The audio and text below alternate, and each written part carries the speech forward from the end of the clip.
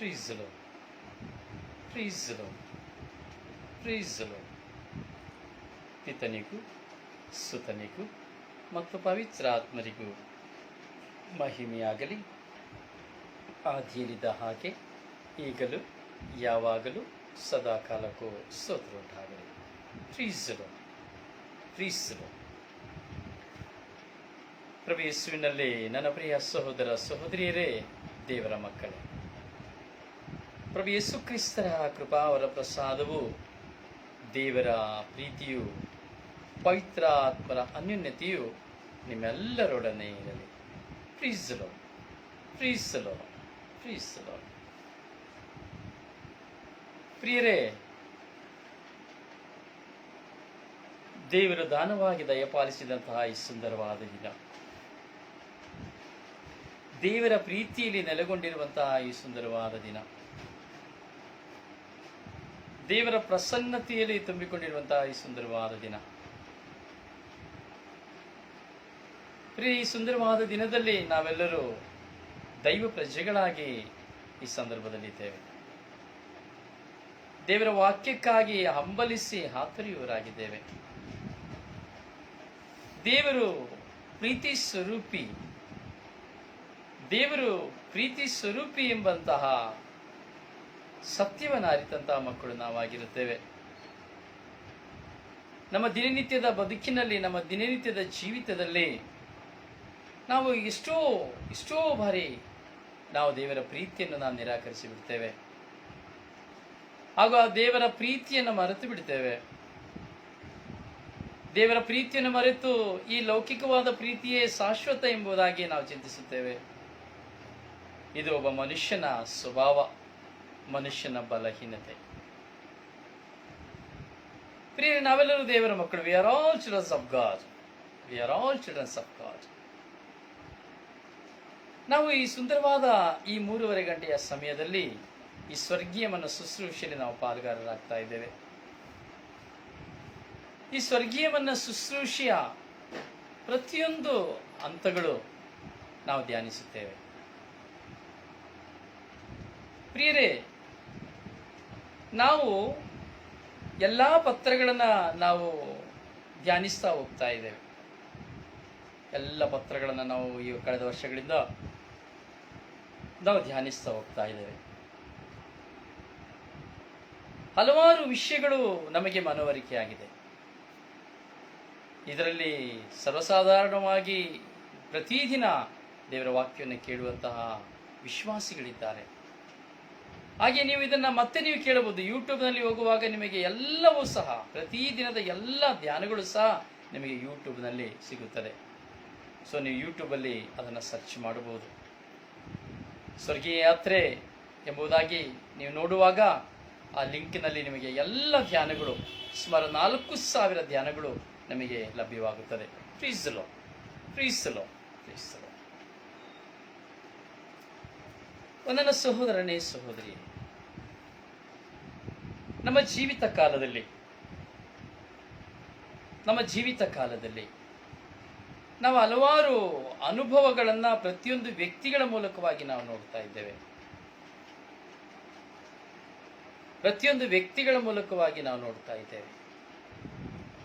ಹಾಗೆಯೇ ಅನುಭವಗಳನ್ನು ನಮಗೆ ಪ್ರೇಷಿತರು ನಮಗೆ ತುಂಬ ಕೊಡುತ್ತಾ ಇದ್ದಾರೆ.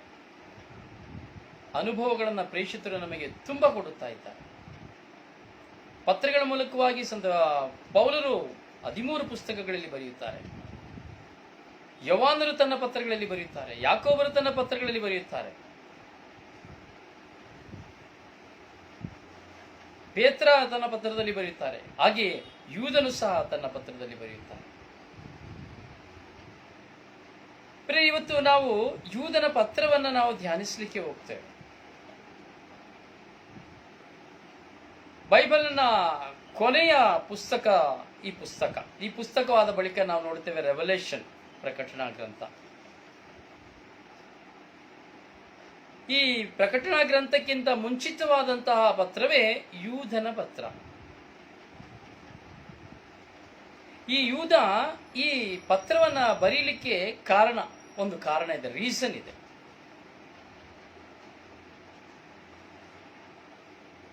ಈ ಯೂದನ ಪತ್ರ ಹಳೆ ಒಡಂಬಡಿಕೆಯನ್ನು ಆಧರಿಸಿಕೊಂಡಂತಹ ಒಂದು ಪತ್ರವಾಗಿದೆ. ಅಂದರೆ ದೇವರು ಯಾವ ವಿಧದಲ್ಲಿ ನಮ್ಮನ್ನ ದಂಡಿಸುತ್ತಾರೆ, ಪಾಪ ಮಾಡುವವರನ್ನ ದಂಡಿಸುತ್ತಾರೆ, ಹಾಗೂ ದೇವರ ಮುಂದೆ ಇಂದು ವಿಶ್ವಾಸಿಗಳು ಎಂದು ಎಷ್ಟು ಜನ ನಟಿಸುತ್ತಾ ಇದ್ದಾರೆ, ಇವೆಲ್ಲವನ್ನ ಸಂತ ಯೂದರು ಈ ಪತ್ರದಲ್ಲಿ ಬರೆಯುತ್ತಾರೆ. ಯೇಸುಸ್ವಾಮಿಯ ಅನುಯಾಯಿಗಳೆಂದು ನಟಿಸುತ್ತಿರುವಂತಹ ಸುಳ್ಳು ಬೋಧಕರನ್ನು ಕುರಿತು ವಿಶ್ವಾಸಿಗಳಿಗೆ ಎಚ್ಚರಿಕೆ ನೀಡಲೆಂದು ಈ ಪತ್ರವನ್ನ ಬರೆದಿದ್ದಾರೆ. ಉದ್ದೇಶ ಇಷ್ಟೇ, ಪ್ರಾಮಾಣಿಕ ಅನುಯಾಯಿಗಳೆಂದು ನಟಿಸುತ್ತಿದ್ದ ಸುಳ್ಳು ಬೋಧಕರನ್ನು ಕುರಿತು ವಿಶ್ವಾಸಿಗಳು ಎಚ್ಚರಿಕೆಯಾಗಿರಬೇಕೆಂದು ಯೂದ ಈ ಪತ್ರದಲ್ಲಿ ಬರೆಯುತ್ತಾ ಇದ್ದಾರೆ. ನೋಡಿ, ಅಂದೇ ಇತ್ತು. 2000 ವರ್ಷಗಳ ಹಿಂದೆಯೇ ಈ ಒಂದು ಹೋರಾಟ, ಇವತ್ತಲ್ಲ. ಅವತ್ತು ಹೇಗೆ ಸುಳ್ಳು ಬೋಧಕರಿದ್ದರೋ ಇವತ್ತಿಗೂ ಸುಳ್ಳು ಬೋಧಕರಿದ್ದಾರೆ. ಅವತ್ತು ಕ್ರಿಸ್ತ ಯೇಸುವಿನ ಪ್ರಾಮಾಣಿಕ ಅನುಯಾಯಿಗಳೆಂದು ನಟಿಸುತ್ತಿದ್ದವರಿದ್ದರೋ ಇಂದು ಸಹ ಕ್ರಿಸ್ತ ಯೇಸುವಿನಲ್ಲಿ ನಾವು ವಿಶ್ವಾಸಿಗಳು ಪ್ರಾಮಾಣಿಕ ಅನುಯಾಯಿಗಳೆಂದು ನಟಿಸುವವರು ಇರುವುದನ್ನು ನಾವು ನೋಡ್ತಾ ಇದ್ದೇವೆ. ಅದು ನಮ್ಮ ಕಣ್ಣುಗಳ ಮುಂದೆ ಇದೆ. ಪ್ರಿಯರೇ, ನೀವು ವಾಕ್ಯವನ್ನು ಕೇಳ್ತಾ ಇದ್ದೀರಿ, ದಯವಿಟ್ಟು ಹಾಗೆ ನಿಮ್ಮ ಫೇಸ್ಬುಕ್ಕಲ್ಲಿ ಶೇರ್ ಮಾಡಿ. ಪ್ರಿಯರೇ, ನಿಮ್ಮೆಲ್ಲ ಗ್ರೂಪ್ಗಳಿಗೂ ದಯವಿಟ್ಟು ಶೇರ್ ಮಾಡಿ. ಯಾಕೆಂದರೆ ಕೇಳುವಂತಹ ಪ್ರತಿಯೊಂದು ಧ್ಯಾನಗಳು ನೀವು ಮಾತ್ರವಲ್ಲ, ನಿಮ್ಮ ಮುಖಾಂತರವಾಗಿ ಸಾವಿರಾರು ಜನ ದೇವರ ಸತ್ಯಗಳನ್ನು, ವಾಕ್ಯಗಳ ಸತ್ಯಗಳನ್ನು ಅರಿತುಕೊಳ್ಳಬೇಕು. ಅದರಿಂದ ದಯವಿಟ್ಟು ನಿಮ್ಮ ಫೇಸ್ಬುಕ್ಗಳಿಗೆ, ಎಲ್ಲ ಗ್ರೂಪ್ಗಳಿಗೆ ಶೇರ್ ಮಾಡಿ. ಯಾಕೆಂದರೆ ಕಳೆದ ದಿನಗಳಿಂದ ನನ್ನ ಫೇಸ್ಬುಕ್ಕನ್ನು ಬ್ಲಾಕ್ ಮಾಡಿದ್ದಾರೆ. ಅದು ಸಾಧಾರಣ, ಏನು ಮಾಡಲಿಕ್ಕೆ ಆಗೋದಿಲ್ವಲ್ಲ, ಮಾಡಿಯೇ ಮಾಡ್ತಾರೆ. ಅದು ಸೈತಾನನ ಕಾರ್ಯ. ಸೊ ಅಂದರೆ ಇದನ್ನು ಮಾಡುವವರು ಯಾರು? ಬೇರೆ ಯಾರು ಇಲ್ಲ, ವಿಶ್ವಾಸಿಗಳಾಗಿರುವವರು, ವಿಶ್ವಾಸಿಗಳಾಗಿ ಪ್ರಾಮಾಣಿಕ ಅನುಯಾಯಿಗಳಾಗಿ ನಟಿಸುತ್ತಿರುವವರು ಇದನ್ನು ಬ್ಲಾಕ್ ಮಾಡೋದು ಹೊತ್ತು ಬೇರೆ ಯಾರು ಮಾಡೋದಿಲ್ಲ. ಯಾಕೆಂದರೆ ನಾನು ಶೇರ್ ಮಾಡುವುದೆಲ್ಲವೂ ಕ್ಯಾಥಲಿಕ್ಸ್, ಅಂದರೆ ಕ್ಯಾಥಲಿಕ್ಸ್ ಅನ್ನೋದಕ್ಕಿಂತ ಯೇಸು ಕ್ರಿಸ್ತರಲ್ಲಿ ವಿಶ್ವಾಸವಿಟ್ಟಿರುವಂಥ ಮಕ್ಕಳ ಮಧ್ಯದಲ್ಲಿ, ಯಾವ ಹಿಂದೂ ಸಹೋದರರ ಮಧ್ಯದಲ್ಲಿ ವಾಟ್ಸಾಪ್ಗಳು ಶೇರ್ ಮಾಡೋದಿಲ್ಲ. ಅದರಿಂದ ಇದನ್ನ ನನ್ನ ಫೇಸ್ಬುಕ್ನ ಬ್ಲಾಕ್ ಮಾಡಬೇಕು ಅಂದರೆ ಶುಶ್ರೂಷಕರೇ ಮಾಡಬೇಕು. ಪ್ರಾಮಾಣಿಕ ಅನುಯಾಯಿಗಳಾಗಿ ನಟಿಸುತ್ತಿರುವಂಥ ಸುಳ್ಳು ಬೋಧಕರು ಅಥವಾ ಅಸೂಯೆ ಪಡುವವರೇ ಮಾಡಬೇಕು ಹೊರತು ಬೇರೆ ಯಾವ ಸಾಧಾರಣ ವ್ಯಕ್ತಿಗಳು ಇದನ್ನು ಬ್ಲಾಕ್ ಮಾಡಲಿಕ್ಕೆ ಆಗುವುದಿಲ್ಲ. ಖಂಡಿತವಾಗಿ ಬ್ಲಾಕ್ ಮಾಡೋದಿಲ್ಲ. ಅಸೂಯೆಯಿಂದ, ಜಲಸಿಂದ ಮಾಡಬೇಕು ಅಷ್ಟೇ ಹೊರತು ಬೇರೆ ಯಾವುದರಿಂದಲಲ್ಲ. ತೊಂದರೆ ಇಲ್ಲ, ದೇವರವರನ್ನು ಆಶೀರ್ವದಿಸಲಿ. ಪ್ರಿಯರೇ, ಯಾಕೋಬರು ತಮ್ಮ ಅಳಲನ್ನ ತೋಡಿಕೊಳ್ತಾ ಹೇಳ್ತಾ ಇದ್ದಾರೆ, ಯಾರಿಗೆ ದೈವಾಜ್ಞೆಯನ್ನು ಮೀರಿ ನಡೆಯುವವರು ಘೋರ ದಂಡನೆಗೆ ಒಳಗಾಗುತ್ತಾರೆ ಎಂಬುವಂತಹ ವಿಷಯವನ್ನ ಯಾಕೋಬರು ತನ್ನ ಪತ್ರದಲ್ಲಿ ವಿವರಿಸುತ್ತಾರೆ. ಹಳೆ ಒಡಂಬಡಿಕೆಯ ಕೆಲವು ದುಷ್ಟಾಂತ್ಯಗಳನ್ನ ಯಾಕೋಬರು ಅಲ್ಲಿ ಸೃಷ್ಟೀಕರಿಸುತ್ತಾರೆ. ಇಲ್ಲಿ ಓದಬೇಕಾದ್ರೆ ಏನು ಸಂಭವಿಸುತ್ತದೆ ಎಂಬುದಾದರೆ, ದೇವರು ತಮ್ಮ ಜನರಿಗೆ ಅನುಗ್ರಹಿಸಿರುವಂತಹ ವಿಶ್ವಾಸವನ್ನ ಕಾಪಾಡಿಕೊಳ್ಳುವಂತಹ ಉತ್ಸಾಹದಿಂದ ಹೋರಾಡಬೇಕೆಂದು ಓದುವರಿಗೆ ಕರೆ ಕೊಡಲಾಗಿದೆ ಯಾಕೋಬರ ಪತ್ರ. ನಾವು ಈ ಯಾಕೋಬರ ಪತ್ರವನ್ನ ಹಾಗೂ ಸಂತ ಪೇತ್ರರು ಬರೆದಂತ 2ರ ಪತ್ರವನ್ನು ನಾವು ನೋಡುವಾಗ ಎರಡೂ ಸಹ ಹೊಂದಿಕೆ ಆಗ್ತದೆ. ಸಂತ 2ನೇ ಪೇತ್ರ ಪುಸ್ತಕ ಹಾಗೂ ಯಾಕೋಬರಿಗೆ ಬರೆದಂತ ಪತ್ರ ಎರಡೂ ಸಹ ನೋಡುವಾಗ ಒಂದೇ ಟ್ಯಾಲಿ ಆಗ್ತದೆ. ಪ್ರಿಯರೇ, ಆದರೆ ಇಲ್ಲಿ ನಾವು ನೋಡುವುದಿಷ್ಟೇ, ಸುಳ್ಳು ಬೋಧಕರ ದುರ್ನಡತೆ ಹಾಗೂ ದುರ್ಬೋಧನೆ ಹಾಗೂ ದುರಂತಗಳನ್ನು ಕುರಿತು ನಾವು ಧ್ಯಾನಿಸಬಹುದು. ಇವತ್ತು ಸುಳ್ಳು ಬೋಧಕರು ತುಂಬಾ ಜನ ಇದ್ದಾರೆ, ನಮ್ಮೆಲ್ಲರಿಗೂ ಗೊತ್ತು ಚೆನ್ನಾಗಿ.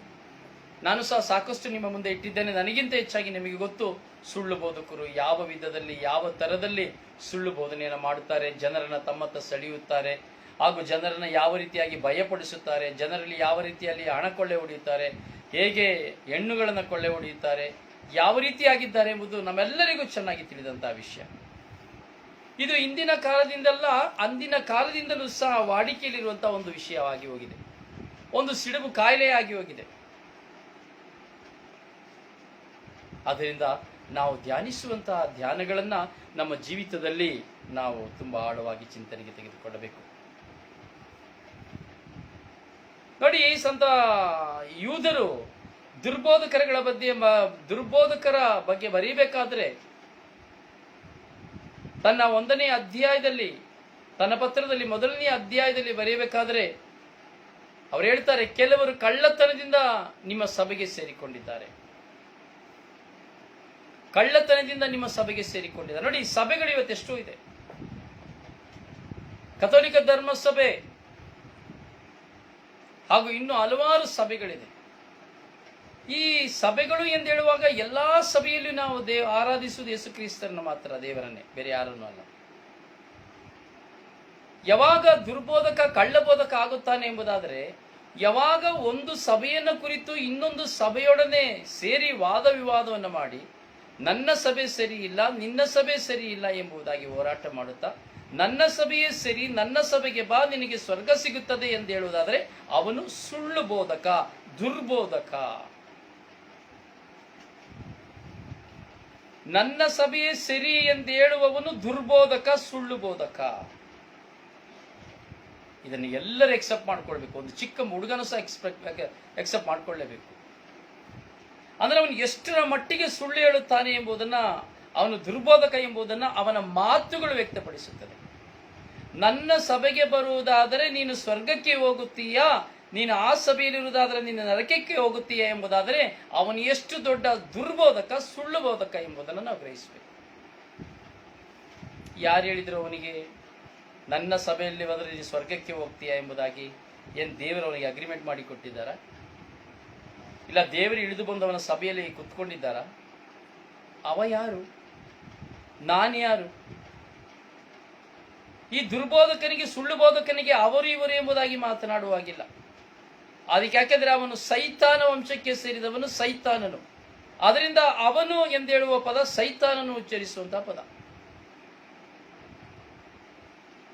ನಿನ್ನ ಸಭೆ ಸರಿಯಿಲ್ಲ ಎಂದು ಹೇಳಿ ಒಬ್ಬ ವಿಶ್ವಾಸಿಯನ್ನ, ವಿಶ್ವಾಸದ ಮಾರ್ಗದಲ್ಲಿ ನಡೆಯುವವನನ್ನು ನೋಡಿ ಕುಂದು ಕೊರತೆಗಳಿಂದ ಅವನನ್ನು ಪರಿವರ್ತನೆಗೊಳಿಸುವುದಕ್ಕೆ ಬದಲಾಗಿ ನೀನು ಪರಿವರ್ತನೆ ಹೊಂದು, ನಿನ್ನೊಡನೆ ಇರುವವರನ್ನು ಪರಿವರ್ತನೆ ಹೊಂದು, ಸತ್ಯವನ್ನು ಅರಿತುಕೋ ಎಂದು ಹೇಳುವುದನ್ನು ಬಿಟ್ಟು ತನ್ನಡೆಗೆ ಸೆಳೆದುಕೊಳ್ಳುವುದಕ್ಕಾಗಿ, ತನ್ನ ಸಭೆಯನ್ನು ಹೆಚ್ಚಿಸಿಕೊಳ್ಳುವುದಕ್ಕಾಗಿ, ತನ್ನ ಸ್ಥಾನಮಾನವನ್ನು ಹೆಚ್ಚಿಸಿಕೊಳ್ಳುವುದಕ್ಕಾಗಿ, ಜನರನ್ನು ಸೇರಿಸಿಕೊಳ್ಳುವುದಕ್ಕಾಗಿ, ದಶಮಾಂಶದ ಬೊಕ್ಕಸವನ್ನು ಹೆಚ್ಚಿಸಿಕೊಳ್ಳುವುದಕ್ಕಾಗಿ, ದೈವ ಭಯವನ್ನ ಪ್ರತಿಬಿಂಬಿಸಿ ಅವನು ಹೇಳುತ್ತಾನೆ, ನಿನ್ನ ಸಭೆ ಸರಿಯಿಲ್ಲ. ಅಂದರೆ ಅವನಿಗೆ ಒಂದು ಬೈಬಲ್, ನಮಗೆ ಒಂದು ಬೈಬಲ್. ಅವನಿಗೆ ಒಂದು ದೇವರ ವಾಕ್ಯ, ನಮಗೆ ಒಂದು ದೇವರ ವಾಕ್ಯ. ಇಂತಹ ಕಳ್ಳಬೋಧಕರ, ದುರ್ಬೋಧಕರ ಹಿಂದೆ ಹೋದವರು ಇವತ್ತು ಎಷ್ಟೋ ಜನ ಇದ್ದಾರೆ. ಯಾವತ್ತಿನಿಂದ?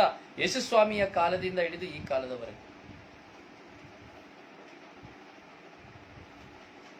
ಇವರು ಕಳ್ಳತನದಿಂದ ಸಭೆ ಸೇರಿಸ್ಕೊಳ್ತಾರೆ. ಇನ್ನು ಕೆಲವರನ್ನ ನಾನು ನೋಡಿದ್ದೇನೆ, ಕೆಲವರು ಬೇರೆ ಸಭೆಗಳಿಂದ ರೋಮನ್ ಕ್ಯಾಥಲಿಕ್ಗೆ ಬರ್ತಾರೆ, ಅಥವಾ ಪ್ರೊಟೆಸ್ಟೆಂಟ್ಗೆ ಹೋಗ್ತಾರೆ, ಅಥವಾ ಪೆಂತಕೋಸ್ತಿಗೆ ಹೋಗ್ತಾರೆ.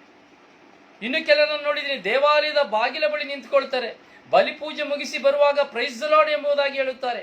10 ನಿಮಿಷ ಚೆನ್ನಾಗಿ ಮಾತನಾಡುತ್ತಾರೆ, ಕೊನೆಗೆ ಹೇಳುತ್ತಾರೆ, ನೀವು ಇಲ್ಲಿ ಬರುವುದು ಸರಿಯೇ? ಇದು ಪವಿತ್ರ ಬೈಬಲಲ್ಲಿ ಬರೆದಿದೆಯೇ? ಈ ಬಲಿಪೂಜೆ ಪವಿತ್ರ ಬಲಿಯಲ್ಲಿ ಇದೆಯೇ? ಇದನ್ನೆಲ್ಲ ಯಾಕೆ ವಿಶ್ವಾಸಿಸುತ್ತೀರಿ ಎಂಬುದಾಗಿ ಅವರನ್ನ ತಲೆ ಕೆಡಿಸಿ ದೇವಾಲಯದ ಬಾಗಿಲಲ್ಲಿಯೇ ನಿಂತು ಕೊಳ್ಳೆ ಹೊಡೆಯುವಂತ ದುರ್ಬೋಧಕರನ್ನ ನಾವು ನೋಡುತ್ತೇವೆ. ಇದು ಹೆಚ್ಚಾಗಿ ಮಾಡುವುದು ಹೆಣ್ಣು ಮಕ್ಕಳು, ಹೆಂಗಸರು. ಇದೊಂದು ಟೀಮ್ ವರ್ಕ್ ಮಾಡುತ್ತದೆ.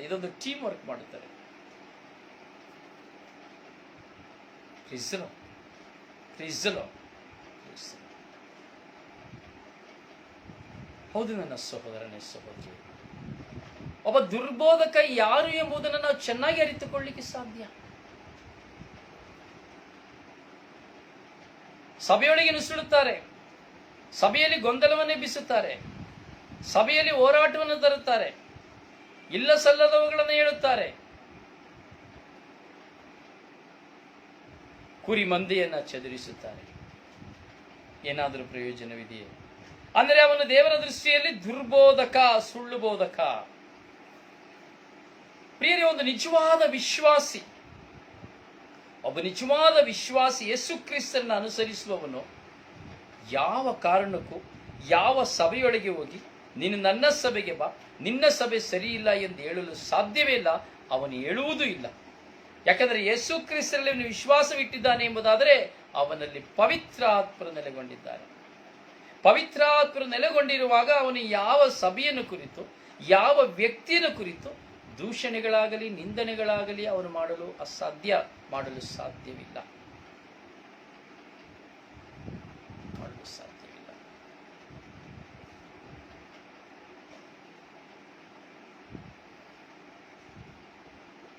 ತುಂಬಾ ಆಳವಾಗಿ ನಾವು ಚಿಂತಿಸಬೇಕು.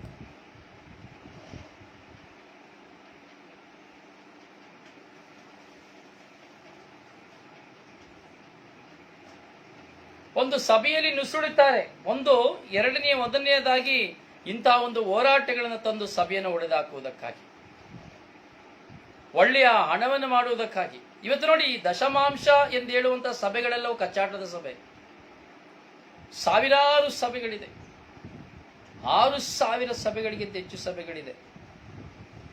ಎಲ್ಲ ಕಿತ್ತಾಟ. ಯಾಕೆ ಈ ಸಭೆಗಳು ಹೆಚ್ಚಾಗ್ತಾ ಇದೆ ಅನ್ನೋದಾದರೆ, ಒಂದು ತಂಡ ಮಾಡಿಯಲ್ಲಿ 100 ಜನ ಸೇರಿ ದಶಮ ಭಾಗ ಕಲೆಕ್ಟ್ ಮಾಡಬೇಕಾದ್ರೆ ಜೊತೆಯಲ್ಲಿ ಅಸಿಸ್ಟೆಂಟ್ ಇರ್ತಾನೆ. ಅವನಿಗೆ ಸರಿಯಾದ ಭಾಗ ಕೊಡದೆ ಬರಬೇಕಾದ್ರೆ ಅವನು ಹೇಳಿದ್ನ ಕೇಳಿಲ್ಲ ಅಂದಾಗ ಅದು ಆ ಸಭೆ ಎರಡಾಗಿ ಒಡೆಯುತ್ತದೆ. ಅರ್ಧ ಅವನ ಕಡೆ ಹೋಗ್ತಾರೆ, ಅರ್ಧ ಇವನ್ ಕಡೆ ಇರ್ತಾನೆ. ಅದರಿಂದ ಅಲ್ಲಿ ಒಂದು ಸಭೆ ಪ್ರಾರಂಭವಾಗ್ತದೆ. ಹಾಗೆ ಅವನಲ್ಲಿ ಸಮಸ್ಯೆ ಬರುವಾಗ ಅಲ್ಲಿಂದ ಇನ್ನೆರಡು ಸಭೆ ಪ್ರಾರಂಭವಾಗ್ತದೆ. ಕಾರಣ ಅಲ್ಲಿ ಪವಿತ್ರಾತ್ಮರ ನೆಲೆಯಿಲ್ಲ, ಹಾಗೂ ನಿಜವಾದ ದೇವರ ವಾಕ್ಯವಿಲ್ಲ. ಅಲ್ಲಿ ಪವಿತ್ರಾತ್ಮರ ಸಭೆ ಇಲ್ಲ, ಅಲ್ಲಿ ನಿಜವಾದ ವಾಕ್ಯವಿಲ್ಲ.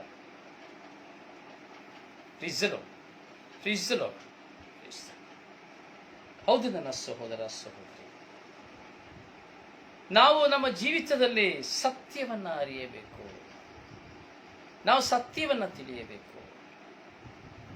ಎರಡನೆಯದಾಗಿ, ಸಭೆಯಲ್ಲಿರುವಂತಹ ವ್ಯಕ್ತಿಗಳು, ಸಭೆಯಲ್ಲಿ ನುಸುಳುವುದು ಮಾತ್ರವಲ್ಲ, ಸಭೆಯಲ್ಲಿ ಸೇರಿಕೊಂಡಂತಹ ವ್ಯಕ್ತಿಗಳನ್ನ ನೋಡುತ್ತೇವೆ. ಇವರು ಭಕ್ತಹೀನರುಗಳು. ಯಾರು ಇಂಥ ಕೆಲಸ ಮಾಡುವವರೆಲ್ಲರೂ ಭಕ್ತಹೀನರುಗಳು, ದುರ್ಬೋಧಕರು. ಅದು ಮಾತ್ರವಲ್ಲ, ಇನ್ನೂ ಸಾರಿ ನೋಡ್ತೇವೆ ನಾವು, ಕೆಲವು ಸಾರಿ ನಾವು ನೋಡ್ತೇವೆ, ಕೆಲವು ಸಾರಿ ಇಲ್ಲ, ಹಲವು ಸಾರಿ ನಾವು ನೋಡ್ತೇವೆ,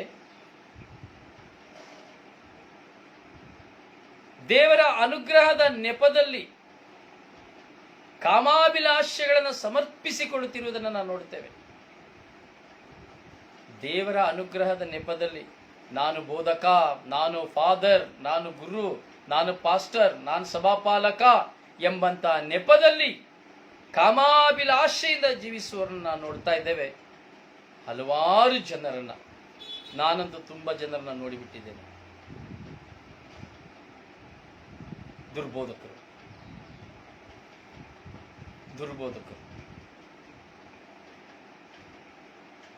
ಪ್ರಿಯರೇ, ನಾವು ಅರಿಯಬೇಕು.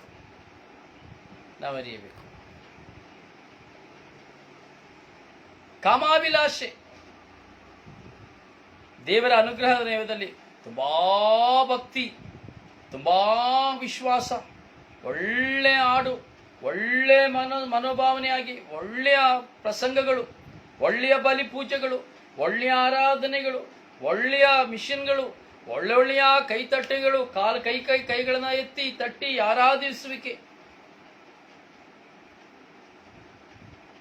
ಎಂಥ ಪವರ್ಫುಲ್ ಪಾಸ್ಟರ್ ಅಪ್ಪ, ಎಂಥ ಪವರ್ಫುಲ್ ಪ್ರೀಚರ್ ಅಪ್ಪ, ಎಂಥ ಪವರ್ಫುಲ್ ಫಾದರ್ ಅಪ್ಪ.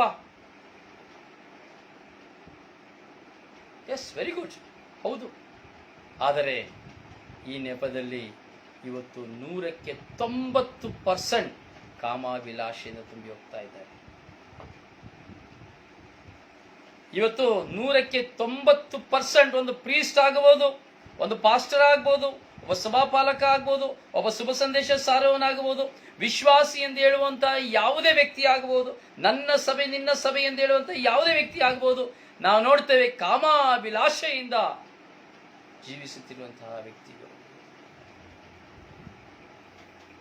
ಕಾಮಾಭಿಲಾಷೆಗೆ ಮರಳಾಗಿರುವಂತಹ ವ್ಯಕ್ತಿಗಳು, ದೇವರ ನೆಪವನ್ನು ಇಟ್ಟುಕೊಂಡು ಪರ ಸ್ತ್ರೀಯರನ್ನ ಸ್ವಂತವಾಗಿಸಿಕೊಳ್ಳುವವರು. ಅದಕ್ಕೆ ತಕ್ಕಾಗಿ ಅಯ್ಯೋ ಅವರು ದೇವರಿಂದ ಅಭಿಷಕ್ತರು, ಅವರು ಮುಟ್ಟುವಾಗ ನಾನೇನೂ ಮಾಡಲಿಕ್ಕೆ ಆಗೋದಿಲ್ಲ.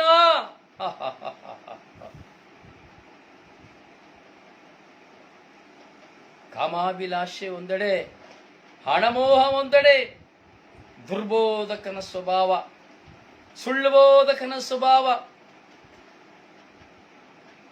ಇವರು ಯಾರು ಎಂಬುದಾಗಿ ಯಾಕೊಬ್ರು ಹೇಳ್ತಾರೆ, ಯೂದರು ಹೇಳ್ತಾರೆ ಅಂದ್ರೆ ಇವರು ಯಾರು ಅಂದ್ರೆ ಇವರೇ ದೇವರ ಯೇಸು ಕ್ರಿಸ್ತನ ನಿರಾಕರಿಸುವವರು. ನಮ್ಮ ಏಕೈಕ ಒಡೆಯರು ಪ್ರಭುವಾದ ಯೇಸು ಕ್ರಿಸ್ತನ ನಿರಾಕರಿಸುವವರು ಇವರು. ಇಂಥವರಿಗೆ ದಂಡನೆಯಾಗಬೇಕೆಂದು ಬಹಳ ಹಿಂದೆಯೇ ಪವಿತ್ರ ಗ್ರಂಥದಲ್ಲಿ ಲಿಖಿತವಾಗಿದೆ. ಏನಾಗಿದೆ? ಇಂಥವರಿಗೆ ದಂಡನೆಯಾಗಬೇಕೆಂದು ಬಹಳ ಹಿಂದೆಯೇ ಪವಿತ್ರ ಗ್ರಂಥದಲ್ಲಿ ಲಿಖಿತವಾಗಿದೆ.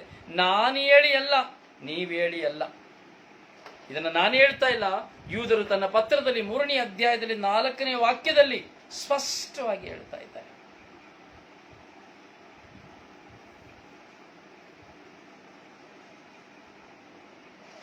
ಯೂದರು ತನ್ನ ಪತ್ರದಲ್ಲಿ ಸ್ಪಷ್ಟವಾಗಿ ಹೇಳ್ತಾ ಇದ್ದಾರೆ. ಪ್ರಿಯರೇ, ಈ ಸ್ವರ್ಗೀಯ ಮನ ಶುಶ್ರೂಷೆಯಲ್ಲಿ, ಈ ಸ್ವರ್ಗೀಯ ಯಾತ್ರೆಯಲ್ಲಿ ನೀವು ಪ್ರತಿದಿನವೂ ಧ್ಯಾನವನ್ನು ಧ್ಯಾನಿಸ್ತಾ ಇದ್ದೀರಿ. ಪ್ರಿಯರೇ, ಪ್ರತಿದಿನದ ಧ್ಯಾನದಲ್ಲಿ ದೇವರು ನಿಮ್ಮ ಜ್ಞಾನವನ್ನು ತೆರೆಯುತ್ತಾ ಇದ್ದಾರೆ. ಸತ್ಯ ಅಸತ್ಯಗಳ ಅರಿವು ನಿಮಗೆ ಆಗ್ತಾ ಇದೆ.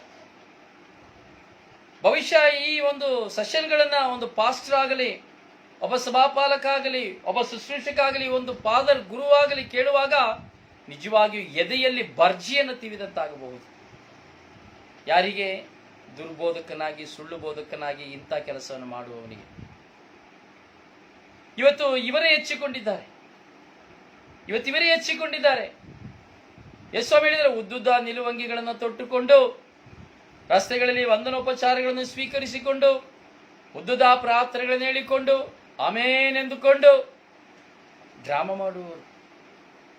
ಅದರಲ್ಲಿ ನಾವು ಯೋಚಿಸಬೇಕು, ನಾನಾಗಿದ್ದೇನಾ, ನೀನು ಸಹ ಆಗಿದ್ದೇನಾ ಎಂಬುದಾಗಿ ನಾವು ಯೋಚಿಸಬೇಕು. ಇದು ನಮ್ಮೆಲ್ಲರಿಗೂ ಅನ್ವಯವಾಗುವಂಥದ್ದು. ವಿಶ್ವಾಸಿ ಎಂದು ಹೇಳುವಾಗ ಪ್ರತಿಯೊಬ್ಬರಿಗೂ ಅನ್ವಯ, ನನಗೂ ನಿಮಗೂ ಪ್ರತಿಯೊಬ್ಬರಿಗೂ ಈ ವಾಕ್ಯಗಳ ಅನುಭವವಾಗಿರುವಂಥದ್ದು.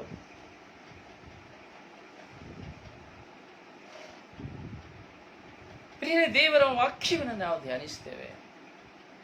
ಈ ದೇವರ ವಾಕ್ಯ ಎಷ್ಟರ ಮಟ್ಟಿಗೆ ನಮ್ಮ ಜೀವನದಲ್ಲಿ ನಾವು ಅಳವಡಿಸಿಕೊಳ್ತಾ ಇದ್ದೇವೆ. ಒಬ್ಬ ಪ್ರಬೋಧಕನು ಮಾತ್ರ ಸುಳ್ಳು ಬೋಧಕನಾಗಲಿಕ್ಕೆ ಸಾಧ್ಯವಿಲ್ಲ. ಒಬ್ಬ ಗುರುಬೋಧಕ ಮಾತ್ರ ಸುಳ್ಳು ಬೋಧಕನು, ದುರ್ಬೋಧಕನು, ಪಾಸ್ಟರ್ ಮಾತ್ರ ಸುಳ್ಳು ಬೋಧಕ, ದುರ್ಬೋಧಕ ಅಲ್ಲ. ನಾನು ನೀವು ಸಹ ಸುಳ್ಳು ಬೋಧಕರು, ದುರ್ಬೋಧಕರಾಗುತ್ತೇವೆ. ನಾವು ಮಾಡಬೇಕಾಗಿರುವಂತಹ ಕಾರ್ಯಗಳನ್ನ, ನಾವು ಅನುಸರಿಸಬೇಕಾಗಿರುವಂತಹ ಧರ್ಮಶಾಸ್ತ್ರಗಳನ್ನ, ದೇವರ ಕಟ್ಟಳೆಗಳನ್ನ ನಾವು ನಿರಾಕರಿಸುವ ಪ್ರತಿಯೊಂದು ಕ್ಷಣದಲ್ಲಿಯೂ ನಾವು ಸುಳ್ಳು ಬೋಧಕರು, ದುರ್ಬೋಧಕರಾಗುತ್ತೇವೆ.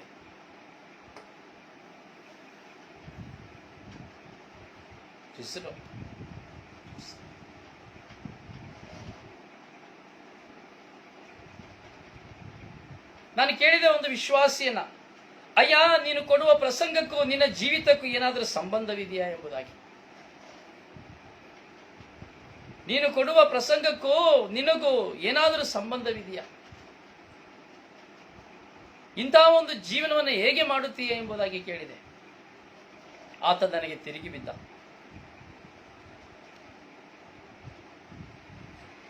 ಹಲವಾರು ಜನರು, ನಾನು ಪ್ರಿಯರೇ, ಈ ಒಂದು ತಪ್ಪಿನ ವಿಷಯಗಳನ್ನು ಹೇಳುವಾಗ ಹಲವಾರು ಜನರು ತಪ್ಪನ್ನು ಒಪ್ಪಿಕೊಳ್ಳುವುದಿಲ್ಲ. ಹೋರಾಟಗಳು ಮಾತ್ರ, ಯುದ್ಧಗಳು ಮಾತ್ರವಿರುತ್ತದೆ. ಪ್ರಿಯ, ಅದರಿಂದ ಯೂದರು ತನ್ನ ಪತ್ರದಲ್ಲಿ ಹೇಳ್ತಾ ಇದ್ದಾರೆ, ನೀವು ಎಚ್ಚರಿಕೆಯಾಗಿರಬೇಕು. ಯಾವ ಗುರು ಎಂದು ವಿಶ್ವಾಸಿಸಬೇಡ, ನಂಬಬೇಡ. ಯಾವ ಬೋಧಕ ಅಂತ ನಂಬಬೇಡ. ಯಾವ ಪಾಸ್ಟರ್, ಸಭಾಪಾಲಕ ಅಂತ ನಂಬಬೇಡ. ಯಾವ ಶುಶ್ರೂಷೆ ಮಾಡ್ತಾನೆ, ಶುಭ ಸಂದೇಶ ಸಾಕ್ತಾನೆ, ಕೌನ್ಸಿಲಿಂಗ್ ಕೊಡ್ತಾನೆ, ದೆವ್ವ ಬಿಡಿಸ್ತಾನೆ, ರೋಗಿಗಳನ್ನು ಗುಣಪಡಿಸ್ತಾನೆ ಎಂಬುದಾಗಿ ಯಾರನ್ನು ನಿನ್ನ ನಂಬಬೇಡ.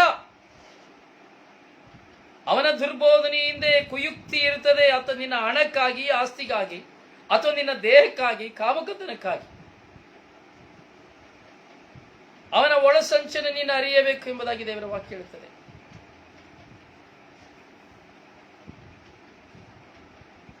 ಪ್ರಿಯ, ಒಬ್ಬ ದುರ್ಬೋಧಕನನ್ನ ತುಂಬಾ ಸುಲಭವಾಗಿ, ಸುಳ್ಳು ಬೋಧಕರನ್ನ ತುಂಬಾ ಸುಲಭವಾಗಿ ಪತ್ತೆ ಹಚ್ಚಲಿಕ್ಕೆ ಸಾಧ್ಯ. ತುಂಬಾ ಸುಲಭವಾಗಿ. ತುಂಬಾ ದೊಡ್ಡದೇನಿಲ್ಲ. ಅಥವಾ ನಾನೇ ಆಗಲಿ ನೀವೇ ಆಗಲಿ ಒಬ್ಬ ಸುಳ್ಳು ಬೋಧಕರಾಗಿದ್ದೀರಾ ಅಥವಾ ದುರ್ಬೋಧಕರಾಗಿದ್ದೀರಾ ಎಂಬುದಾಗಿ ನೋಡಿ. ಒಂದು ತಂದೆಯ ಸ್ಥಾನದಲ್ಲಿರುವವನು ಸುಳ್ಳು ಬೋಧಕನಾಗ್ತಾನೆ, ತಾಯಿಯ ಸ್ಥಾನದಲ್ಲಿರುವವರು ಸುಳ್ಳು ಬೋಧಕನಾಗ್ತಾರೆ. ಏ ಬ್ರದರ್ ಹೀಗೆ ಹೇಳ್ತಾ ಇದ್ದೀರಿ? ಎಸ್ ಬ್ರದರ್, ನಾನು ಹೀಗೆ ಹೇಳ್ತಾ ಇದ್ದೇನೆ. ಎಸ್ ಬ್ರದರ್, ನಾನು ಹೀಗೆ ಹೇಳ್ತಾ ಇದ್ದೇನೆ.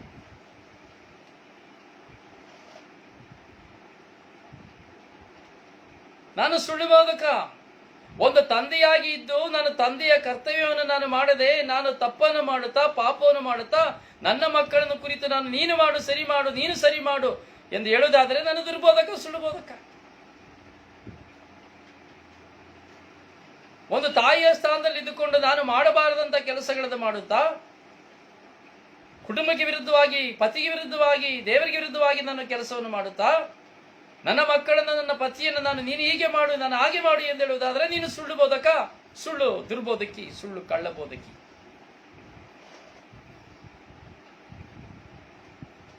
ಪ್ರಿಯರೇ, ನಾವು ಧ್ಯಾನಿಸಬೇಕು, ನಾವು ಚಿಂತಿಸಬೇಕು. ನೋಡಿ, ಈ ಧ್ಯಾನಗಳೆಲ್ಲ ಕೇಳಲಿಕ್ಕೆ ಜನರಿಗೆ ಕಷ್ಟ, ಕೇಳಲಿಕ್ಕೆ ಆಗೋದಿಲ್ಲ. ಯಾಕೆಂದ್ರೆ ಎದೆಗೆ ತಿವಿತದೆ, ಅದಕ್ಕೆ ಓಡಿಬಿಡ್ತಾರೆ. ಸ್ವರ್ಗೀಯ ಯಾತ್ರೆ ಧ್ಯಾನ ಅಷ್ಟು ಸುಲಭ ಅಲ್ಲ ಕೇಳಲಿಕ್ಕೆ. ಯಾರು ನಿಜವಾಗಿ ದೇವರ ಮುಂದೆ ಪ್ರಾಮಾಣಿಕವಾಗಿ ನಿಂತುಕೊಂಡಿದ್ದಾರೋ ಅವರಿಗೆ ಮಾತ್ರ ಈ ಸ್ವರ್ಗೀಯ ಯಾತ್ರೆ ಧ್ಯಾನವನ್ನು ಕೇಳಲಿಕ್ಕೆ ಸಾಧ್ಯ. ಬೇರೆ ಯಾರಿಗೂ ಕೇಳಲಿಕ್ಕೆ ಸಾಧ್ಯವಿಲ್ಲ. ಓಡಿ ಹೋಗ್ತಾರೆ, ಇಲ್ಲಾಂದ್ರೆ ದೂಷಣೆ ಮಾಡ್ತಾರೆ, ಇಲ್ಲಾಂದ್ರೆ ನಿಂದನೆ ಮಾಡ್ತಾರೆ, ಇಲ್ಲ ಅಪವಾದ ಹೊರಿಸ್ತಾರೆ, ಓಡಿ ಹೋಗ್ತಾರೆ. ಅಥವಾ 1 ಗಂಟೆ ಧ್ಯಾನದಲ್ಲಿ ಒಂದೇ ಒಂದು ವಾಕ್ಯವನ್ನು ಹಿಡ್ಕೊಂಡು ಅದರ ಬಗ್ಗೆ ತರ್ಕ ಮಾಡ್ತಾರೆ, ಆದ್ರೆ ಪೂರ್ತಿಯಾಗಿ ವಾಕ್ಯ ಕೇಳೋದಿಲ್ಲ.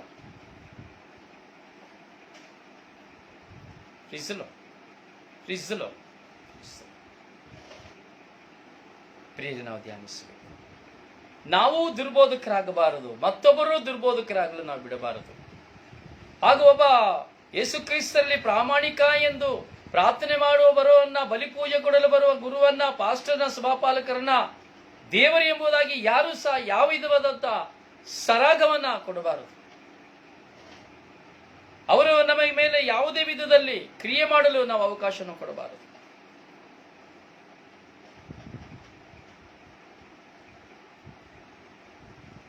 ಒಬ್ಬ ಸುಳ್ಳು ಬೋಧಕ, ಒಬ್ಬ ದುರ್ಬೋಧಕ, ಯಾಕೊಬ್ಬರು ಹೇಳುವ ಹಾಗೆ ಕಾಮಾಭಿಲಾಷೆಯಿಂದ ತುಂಬಿರುವವನು ಒಂದು ಹೆಣ್ಣಿನ ಮೇಲೆ ತನ್ನ ಕೈಗಳನ್ನು ಹಾಕುತ್ತಾನೆ. ಆ ಹೆಣ್ಣನ್ನು ಅನುಭವಿಸುವುದಕ್ಕೆ ಹೊಂಚು ಹಾಕುತ್ತಾನೆ. ಸಮಯ ಯಾವಾಗ ಸಿಗುತ್ತದೆ ಎಂದು ಹೊಂಚು ಹಾಕುತ್ತಾನೆ. ಸುಂದರ ಮಾತುಗಳನ್ನು ಆಡುತ್ತಾನೆ, ಜೇನಿನ ಮಾತುಗಳನ್ನು ಆಡುತ್ತಾನೆ, ವಾಗ್ದಾನದ ಮಾತುಗಳನ್ನು ಆಡುತ್ತಾನೆ.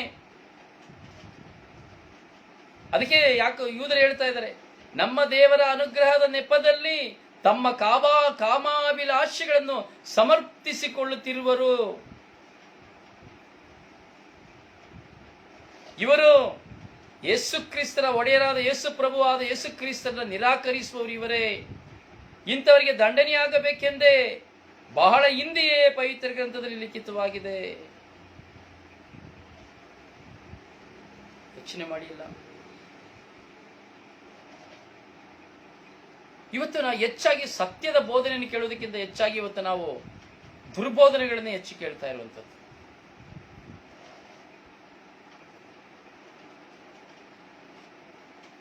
ಯೂದರು ಹೇಳ್ತಾರೆ, ನಾನು ನಿಮಗೆ ಕೆಲವು ವಿಷಯಗಳನ್ನ ನಿಮ್ಮ ನೆನಪಿಗೆ ನಾನು ತರಲು ನಾನು ಇಷ್ಟಪಡುತ್ತೇನೆ.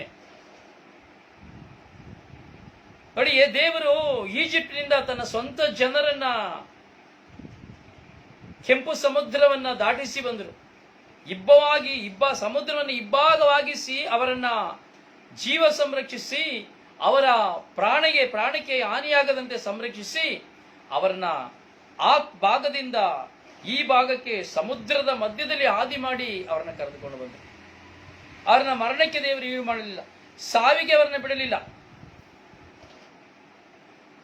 ಆದರೆ ಅದೇ ದೇವರು ಏನು ಮಾಡಿದ್ರು, ಆ ದೇವರಲ್ಲಿ ಅವರು ವಿಶ್ವಾಸ ಬಿಡದ ಕಾರಣ ದೇವರು ಅವರೆಲ್ಲರನ್ನ ನಾಶ ಮಾಡಿದ್ರು.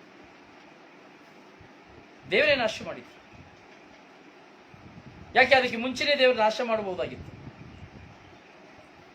ದೇವರು ಆ ಫಾರೋನ ಸೈನ್ಯದೊಂದಿಗೆ ಸಿಲುಕಿ ಎಲ್ಲರೂ ನಾಶವಾಗುವಂತೆ ಅವಾಗಲೇ ಅವ್ರನ್ನ ನಾಶ ಮಾಡಬಹುದಾಗಿತ್ತು. ಯಾಕೆ ಸಮುದ್ರವನ್ನು 2 ಭಾಗ ಸೀಳು ಮಾಡಬೇಕಾಗಿತ್ತು? ದಡ್ಡತನ ಅಲ್ವಾ ದೇವರದು? ಹೌದಲ್ಲ? ದಡ್ಡತನ ಅಲ್ಲ ದೇವರದು? ಈ ಕಡೆ ಭಾಗಕ್ಕೆ ಬಂದು ಕೊಲೆ ಮಾಡಲಿಕ್ಕೆ, ಸಾಯಿಸಲಿಕ್ಕೆ ಬದಲಾಗಿ, ಅಳಿಸಲಿಕ್ಕೆ ಬದಲಾಗಿ, ನಾಶ ಮಾಡೋದಕ್ಕೆ ಬದಲಾಗಿ ಫಾರೋನ ಕೈಯಲ್ಲಿ ಅವರು ನಾಶ ಮಾಡಬಹುದಾಗಿತ್ತಲ್ಲ. ಯಾಕೆ ದೇವರು ಈ ಬದಿಗೆ ಬಂದಾಗ ನಾಶ ಮಾಡಿದರು? ಅವರ ವಿಶ್ವಾಸವಿಡದವರು ಎಂಬುದಾಗಿ ದೇವರಿಗೆ ಮುಂಚೆ ಗೊತ್ತಿರಲಿಲ್ವಾ? ಅವರ ವಿಶ್ವಾಸದಲ್ಲಿ ಕೊರತೆ ಎಂಬುದಾಗಿ ದೇವರಿಗೆ ಮುಂಚೆ ಗೊತ್ತಿರಲಿಲ್ವಾ? ಸೀನಾಯಿ ಪರ್ವತಕ್ಕೆ ಮೋಶೆಯನ್ನು ಕಳುಹಿಸಿ 10 ಕಟ್ಟಳೆಗಳನ್ನು ತರುವಾಗ ದೇವರನ್ನ, ನಿಜ ದೇವರನ್ನ ಮರೆತು, ಅದ್ಭುತಗಳನ್ನು ಮಾಡಿದಂತ ದೇವರನ್ನ ಮರೆತು ಒಂದು ಬಸವನ್ನ ವಿಗ್ರಹವನ್ನು ಮಾಡಿ ವಿಗ್ರಹಾರಾಧನೆ ಮಾಡಿದಾಗ ದೇವರಿಗೆ ಅರಿವಾಗಲಿಲ್ಲವಾ? ಅವಾಗಲೇ ಕೊಲ್ಲಬಹುದಾಗಿತ್ತಲ್ಲ. ಅಲ್ಲಿಯೂ ದೇವರು ಕೊಲ್ಲಲಿಲ್ಲ. ಅಲ್ಲಿಯೂ ಸಹ ಕಂಚಿನ ಸರ್ಪವನ್ನು ಮಾಡಿ ಅಲ್ಲಿಯೂ ಸಹ ಪ್ರತಿಯೊಬ್ಬರು ಜೀವಿಸುವಂತೆ ಮಾಡಿದರಲ್ಲ. ಇದು ಯಾವ ನ್ಯಾಯ? ಇದು ಯಾವ ನ್ಯಾಯ? ಒಮ್ಮೆ ಅಲ್ಲ, 2 ಬಾರಿ ಅಲ್ಲ, ಆ ಮರುಭೂಮಿಯಲ್ಲಿ ನಡೆದು ಬರುವಾಗಲೂ ನಾವು ನೋಡುತ್ತೇವೆ, ದೇವರು ಯಾಕೆ ಅವರನ್ನು ನಾಶ ಮಾಡಲಿಲ್ಲ? ಬಿಸಿಲು ತಾಗದಂತೆ, ಭೂಮಿಯು ಮರಳು ಬಿಸಿಯಾಗಿ ಜನ ಸಾಯದಂತೆ ಒಂದು ದಿನಕ್ಕೆ ಮುಂಚಿತವಾಗಿ ದೇವರು ಮೇಘಗಳನ್ನ ಅವರು ನಡೆದು ಹೋಗುವಂತಹ ದಾರಿಗಳಿಗೆ ಕಳುಹಿಸ್ತಾ ಇದ್ರು. ಒಂದು ದಿನಕ್ಕೆ ಮುಂಚಿತವಾಗಿ ಮೇಘಗಳು ಮಾರ್ಗದ ಮುಂದೆ ಹೋಗುತ್ತಾ ಇದ್ದವು. ಮಾರ್ಗದ ಹಿಂದೆಯೂ ಮಾರ್ಗದ ಮುಂದೆಯೂ 1 ಕಿಲೋಮೀಟರ್ ದೂರಕ್ಕೆ ಇತ್ತು. ಯಾಕೆಂದರೆ ನಡೆಯುವಾಗ ಅವರ ಕಾಲುಗಳು ಬಿಸಿಲಿಗೆ ಸುಡದಂತೆ.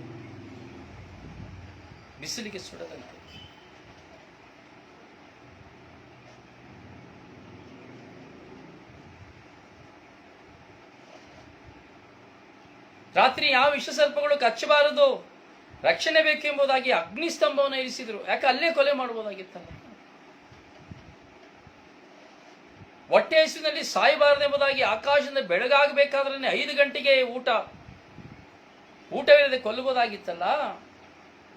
ದಾಹ ಎಂದೇಳುವಾಗ ಬಂಡೆಯಿಂದ ನೀರು ಕೊಡದೆ ಸಾಯಿಸಬಹುದಾಗಿತ್ತಲ್ಲ. ಆದರೆ ದೇವರು ಅವರನ್ನ ಕರೆದುಕೊಂಡು ಬಂದು ಇಷ್ಟೂ ಅದ್ಭುತಗಳನ್ನು ಮಾಡಿ ಕರೆದುಕೊಂಡು ಬಂದು ಕೆಂಪು ಸಮುದ್ರವನ್ನು ದಾಟಿಸಿ ತದಬಳಿಕ ಅವರನ್ನು ಕೊಲ್ಲುತ್ತಾರೆ, ತದಬಳಿಕ ಅವರನ್ನು ನಾಶ ಮಾಡುತ್ತಾರೆ. ಪ್ರಿಯರು, ಯಾಕೆ? ಯಾರು ಉತ್ತರ ಕೊಡ್ತೀರಾ? ಯಾವುದಕ್ಕಾಗಿ ದೇವರು ಕೊಲ್ಲಲಿಲ್ಲ ಅವರನ್ನ? ಯಾಕೆ ದೇವರು ಇಸ್ರಾಯೇಲರನ್ನ ನಾಶ ಮಾಡಲಿಲ್ಲ? ಯಾರಾದರೂ ಹೇಳ್ತೀರಾ? ದಯವಿಟ್ಟು ಯಾರಾದರೂ ಹೇಳಿ. ಯಾರು ಹೇಳ್ತೀರಿ? ಯಾವುದಕ್ಕಾಗಿ ದೇವರು ಇಸ್ರಾಯೇಲರನ್ನು ನಾಶ ಮಾಡಲಿಲ್ಲ?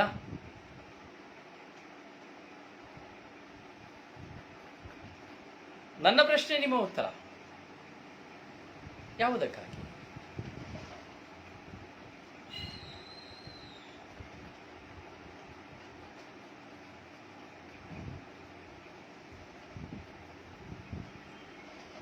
ಯಾರಾದ್ರೂ ಉತ್ತರ ಕೊಡಿ. ಯಾವುದಕ್ಕಾಗಿ ದೇವರು ಅವರನ್ನು ನಾಶ ಮಾಡಲಿಲ್ಲ?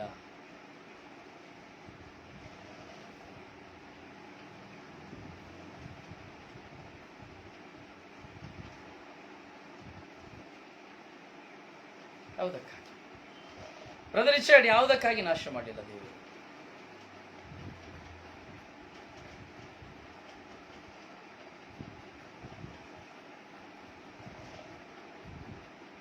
ಯಾರು ಬರೀತಾ ಇಲ್ವಲ್ಲಪ್ಪ, ಉತ್ತರ ಕೊಡ್ತಾ ಇಲ್ವಲ್ಲಪ್ಪ.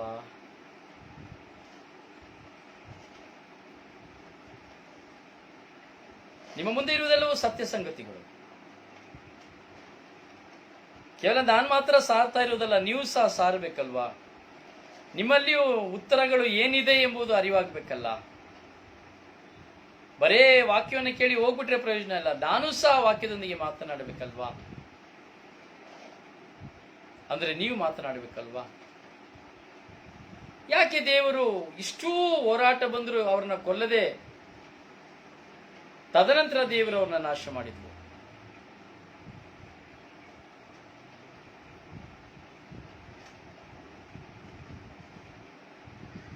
ಗೊತ್ತಿಲ್ಲ. So gods give chances.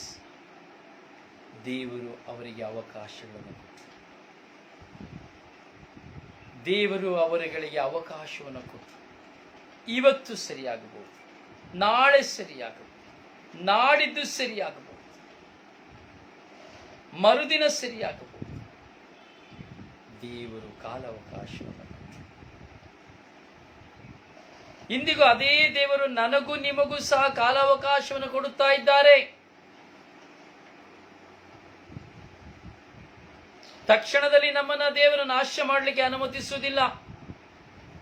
ದೇವರು ನಮ್ಮನ್ನು ನಾಶ ಮಾಡಲು ಅನುಮತಿಸುವುದಿಲ್ಲ, ನಮ್ಮನ್ನು ನಾಶ ಮಾಡುವುದಿಲ್ಲ. ಆದರೆ ಸೈತಾನನು ಆ ಒಂದು ಅವಕಾಶವನ್ನು ಪಡೆದುಕೊಳ್ಳುತ್ತಾನೆ. ಸೈತಾನನು ದೇವರಿಂದ ಅನುಮತಿಯನ್ನು ಪಡೆದುಕೊಳ್ಳುತ್ತಾನೆ.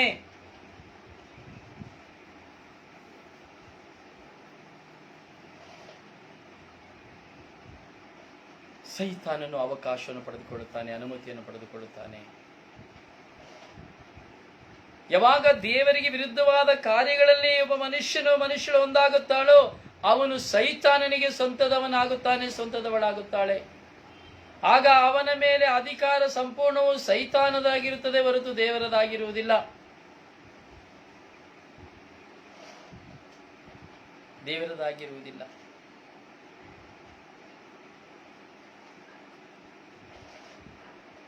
ಪ್ರಿಯ ಸಹೋದರನೇ, ಸಹೋದರಿ, ನಮ್ಮ ಜೀವನದಲ್ಲಿ ನಾವು ಒಂದೊಂದು ಬಾರಿ ತಪ್ಪು ಮಾಡುವಾಗಲೂ ದೇವರು ನಮಗೆ ಸಡಿಲವನ್ನು ಕೊಡ್ತಾರೆ. ಓಕೆ, ಈ ಸಾರಿ ಮಾಡಿದ್ದಾನೆ, ಮತ್ತೆ ಮಾಡುವುದಿಲ್ಲ ಅಂತ ಕಾಣ್ತದೆ. ಚಾನ್ಸ್ ಕೊಡುವ. ಒಮ್ಮೆ, 2 ಸಾರಿ, 3 ಸಾರಿ, 4 ಸಾರಿ ನಮಗೆ ಚಾನ್ಸ್ಗಳಿರ್ತದೆ. ಆ ಚಾನ್ಸ್ ಬರೋ ತನಕ ನಾವು ನಾಶವಾಗುವುದಿಲ್ಲ. ಯಾವಾಗ ನಮ್ಮ ಮುಂದೆ ಇರುವಂತ ಚಾನ್ಸ್ ಮುಗಿದು ಹೋಗುತ್ತದೋ ಆಗ ನಾವು ಪಕ್ಕನೆ ನಾಶವಾಗಿ ಹೋಗ್ತೇವೆ.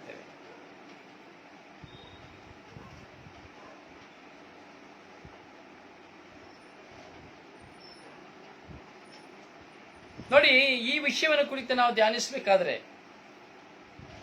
ನಮ್ಮೆಲ್ಲರಿಗೂ ಗೊತ್ತು, ದೇವದೂತರು ಗೊತ್ತಲ್ಲ. ದೇವದೂತರು ದೇವರೊಡನೆ ಇದ್ರು, ಯೋಗ್ಯ ನಿವಾಸದಲ್ಲಿದ್ದರು. ಅವರು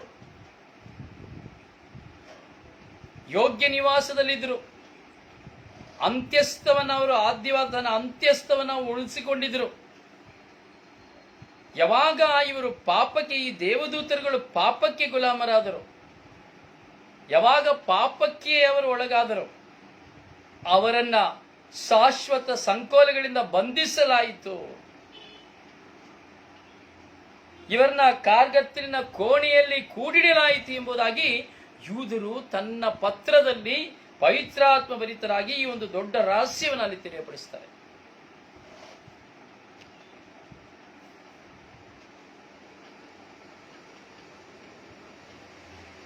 ದೂತರು ಸಹ ಎಂಥ ದಂಡನೆಗೆ ಒಳಗಾಗುತ್ತಾರೆ ಎಂಬುವಂತಹ ಸತ್ಯವನ್ನ ಯೂದರು ತನ್ನ ಪತ್ರದಲ್ಲಿ ಬರೆಯುತ್ತಾರೆ. ಅವರನ್ನು ಸಹ ನ್ಯಾಯ ದಂಡನಾ ತೀರ್ಪಿಗಾಗಿ ಕಾರ್ಗತ್ತಲೆಯಲ್ಲಿ ಅವರನ್ನ ಕೂಡಿಡಲಾಯಿತು. ಯಾರನ್ನ? ದೇವದೂತರನ್ನ.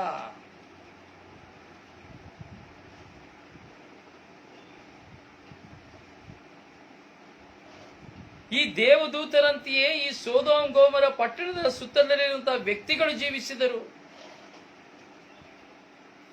ಅನೈತಿಕತೆಯಲ್ಲಿ ಜೀವಿಸಿದರು, ಪ್ರಕೃತಿ ವಿರುದ್ಧವಾದ ಲೈಂಗಿಕ ಕೃತ್ಯಗಳಲ್ಲಿ ಮಗ್ನರಾದರು.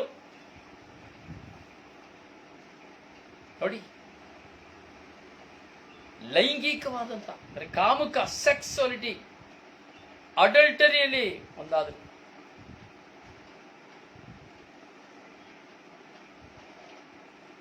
ಅನೈತಿಕತೆ, ವ್ಯಭಿಚಾರ ಜೀವನದಲ್ಲಿ ಇವರು ಒಂದಾದರು. ಪ್ರಕೃತಿ ವಿರುದ್ಧವಾದ ಲೈಂಗಿಕ ಕೃತ್ಯಗಳಲ್ಲಿ ಅವರು ಮಗ್ನರಾಗಿದ್ದರು.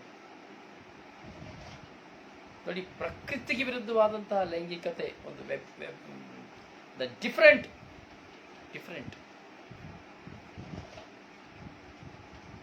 ಇವತ್ತು ನಾವು ನೋಡಿರ್ಬೋದು ಎಷ್ಟೋ ಜನ ಪ್ರಕೃತಿಗೆ ವಿರುದ್ಧವಾಗಿ ಲೈಂಗಿಕ ಕೃತ್ಯಗಳಲ್ಲಿ ಮಗ್ನರಾಗಿರೋದನ್ನು ನಾವು ನೋಡಿರ್ಬೋದು. ಪ್ರಾಣಿಗಳೊಡನೆ ಸಂಭೋಗ ಮಾಡುವುದು, ನಾಯಿಗಳೊಡನೆ, ಕುರಿಗಳೊಡನೆ, ಹಂದಿಗಳೊಡನೆ, ಹಸುಗಳೊಡನೆ, ಕರುಗಳೊಡನೆ, ಚಿಕ್ಕ ಚಿಕ್ಕ ಪ್ರಾಣಿಗಳೊಡನೆ ಸಂಭೋಗ ಮಾಡುವಂಥದ್ದು.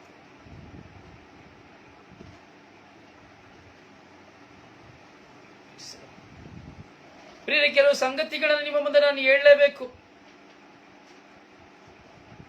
ನನಗೆ ಆಗಿರುವಂತಹ ಅರಿವು, ಕೆಲವು ಸಂಗತಿಗಳನ್ನು ನಾನು ಕಣ್ಣುಗಳಿಂದ ನೋಡಿ, ಪತ್ರಿಕೆಗಳಿಂದ ಓದಿ, ಕೆಲವು ಡಾಕ್ಯುಮೆಂಟರಿಗಳಿಂದ ನೋಡಿದ ನಿಮಿತ್ತವಾಗಿ ಈ ಪ್ರಕೃತಿಗೆ ವಿರುದ್ಧವಾದಂತಹ ಪ್ರಕೃತಿ ವಿರೋಧ ಲೈಂಗಿಕ ಕೃತ್ಯಗಳು ಯಾವುದು ಎಂಬುದನ್ನು ಕೆಲವು ವಿಷಯಗಳನ್ನು ನಾನು ತಿಳಿಸಲೇಬೇಕು. ಇಲ್ಲಿ ನಾಚಿಕೆ ಪಡುವಂಥದ್ದು ಏನೂ ಇಲ್ಲ.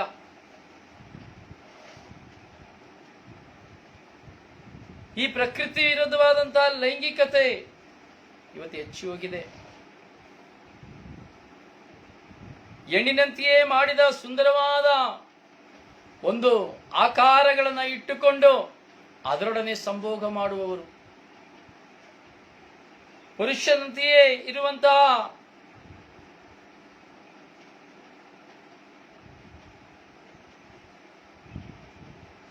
ಗೊಂಬೆಗಳನ್ನು ಮಾಡಿ ಅದರೊಡನೆ ಸಂಭೋಗ ಮಾಡುವವರು, ಪ್ರಕೃತಿಗೆ ವಿರುದ್ಧವಾಗಿ ಹಲವಾರು ವಿಧದಲ್ಲಿ ಸಂಭೋಗ ಕ್ರಿಯೆಗಳಲ್ಲಿ ತಮ್ಮನ್ನು ತೊಡಗಿಸಿಕೊಳ್ಳುವವರು. ಇವತ್ತೆಲ್ಲ ನಾವು ನೋಡ್ತಾ ಇದ್ದೇವೆ ಕಂಪ್ಯೂಟರೀಕರಣ. ಇವತ್ತು ಎಷ್ಟರ ಮಟ್ಟಿಗೆ ಲೈಂಗಿಕತೆ ಮಾರಾಟವಾಗುತ್ತಿದೆ ಎಂಬುದು ಇವತ್ತು ನಾವು ನೋಡುವುದಾದ್ರೆ ಮೆಡಿಕಲ್ ಶಾಪ್ಸ್, ಪರದೇಶಗಳೆಲ್ಲ ನಾವು ನೋಡ್ತೇವೆ. ಪುರುಷ ಯಾವ ಸ್ತ್ರೀಯೊಡನೆ ಹೋಗಬೇಕೆಂಬುದಾಗಿ ಇಲ್ಲ, ಅಥವಾ ಒಂದು ಸ್ತ್ರೀ ಯಾವ ಪುರುಷರೊಡನೆ ಹೋಗಬೇಕಾಗಿ ಎಂಬುದಾಗಿ ಅಲ್ಲ. ಇವತ್ತೆಲ್ಲವೂ ಆರ್ಟಿಫಿಷಿಯಲ್. ಪುರುಷ ಸಂಭೋಗ ಮಾಡಲಿಕ್ಕೂ ಸ್ತ್ರೀ ಸಂಭೋಗ ಮಾಡಲಿಕ್ಕೂ ಸಹ ಎಲ್ಲ ಆರ್ಟಿಫಿಷಿಯಲ್.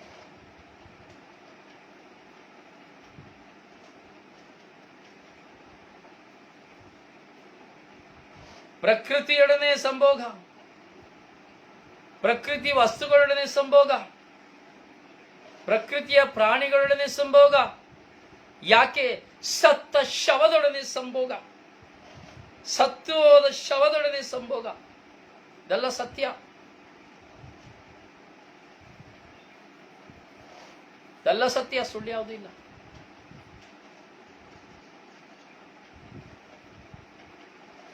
ಬರೀ ಇದನ್ನೇ ಹೇಳ್ತಾ ಇರೋದು ವಾಕ್ಯ. ಪ್ರಕೃತಿ ಅನೈತಿಕತೆಯಲ್ಲೂ ಪ್ರಕೃತಿ ವಿರುದ್ಧವಾದ ಲೈಂಗಿಕ ಕೃತ್ಯಗಳಲ್ಲೂ ಮಗ್ನರಾಗಿದ್ದರು. ಈ ಕಾರಣದಿಂದ ಅವರು ನಿತ್ಯಾಗ್ನಿಯ ಶಿಕ್ಷೆಗೆ ಗುರಿಯಾಗಿ ಇತರರಿಗೆ ಎಚ್ಚರಿಕೆಯನ್ನು ನೀಡುವ ನಿದರ್ಶರಾಗಿದ್ದಾರೆ ಎಂಬುದಾಗಿ ಯೂದರು ತನ್ನ ಪತ್ರದಲ್ಲಿ 1ನೇ ಅಧ್ಯಾಯದಲ್ಲಿ 7ನೇ ವಾಕ್ಯದಲ್ಲಿ ಪ್ರಕಟಿಸುತ್ತಾರೆ.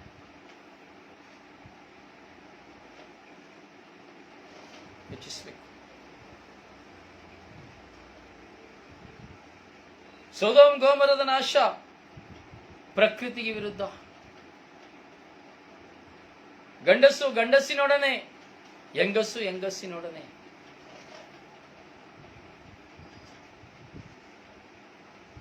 ಇನ್ನೂ ಕೆಲವು ಕಡೆ ನಾನು ನೋಡಿದ್ದೇನೆ, ಸ್ವಂತ ತಾಯಿ ತನ್ನ ಮಕ್ಕಳೊಡನೆ,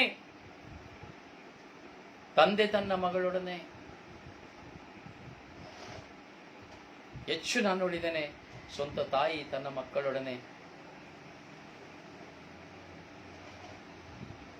ಸ್ವಂತ ರಕ್ತವನ್ನು ಹಂಚಿಕೊಂಡಿದಂತ ಅಣ್ಣ ತಂಗಿ ಸಂಭೋಗಕಾರಿಗಳು. ಪ್ರಿಯರೆಲ್ಲವೂ ದೈವ ನೀತಿಗೆ ಧಕ್ಕೆ ತರುವಂತವುಗಳು, ದೇವರ ಆಜ್ಞೆಗೆ ವಿರುದ್ಧವಾದವುಗಳು.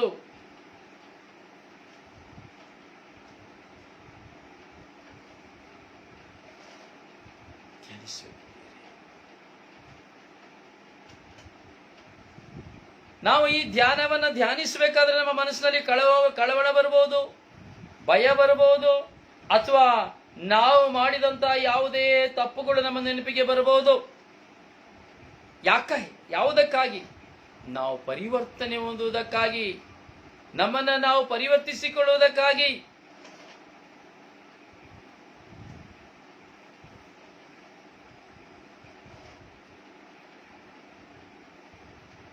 ಯೂದರು ತನ್ನ ಪತ್ರದಲ್ಲಿ ಬರೆಯುವಂತಹ ವಾಕ್ಯಗಳು ಚಿಕ್ಕ ವಾಕ್ಯವಾಗಿದ್ದರೂ ಸಹ ಅದು ದೊಡ್ಡ ಅರ್ಥವನ್ನು ಸೂಚಿಸುವಂಥದ್ದು. ನೋಡಿ, ದೇವದೂತರನ್ನು ಸಹ ಬಿಡಲಿಲ್ಲ. ದೇವದೂತರನ್ನು ದಂಡಿಸದೆ ಬಿಡಲಿಲ್ಲ. ಅವರು ಯೋಗ್ಯ ನಿವಾಸವನ್ನು ಕಳೆದುಕೊಂಡ್ರು. ಅವರಿಗಿದ್ದಂತ ಸ್ವರ್ಗೀಯ ಅಂತಸ್ತನ್ನ ಕಳೆದುಕೊಂಡ್ರು. ಯಾಕೆ? ಅವರು ಮಾಡಿದ ಪಾಪದ ನಿಮಿತ್ತವಾಗಿ,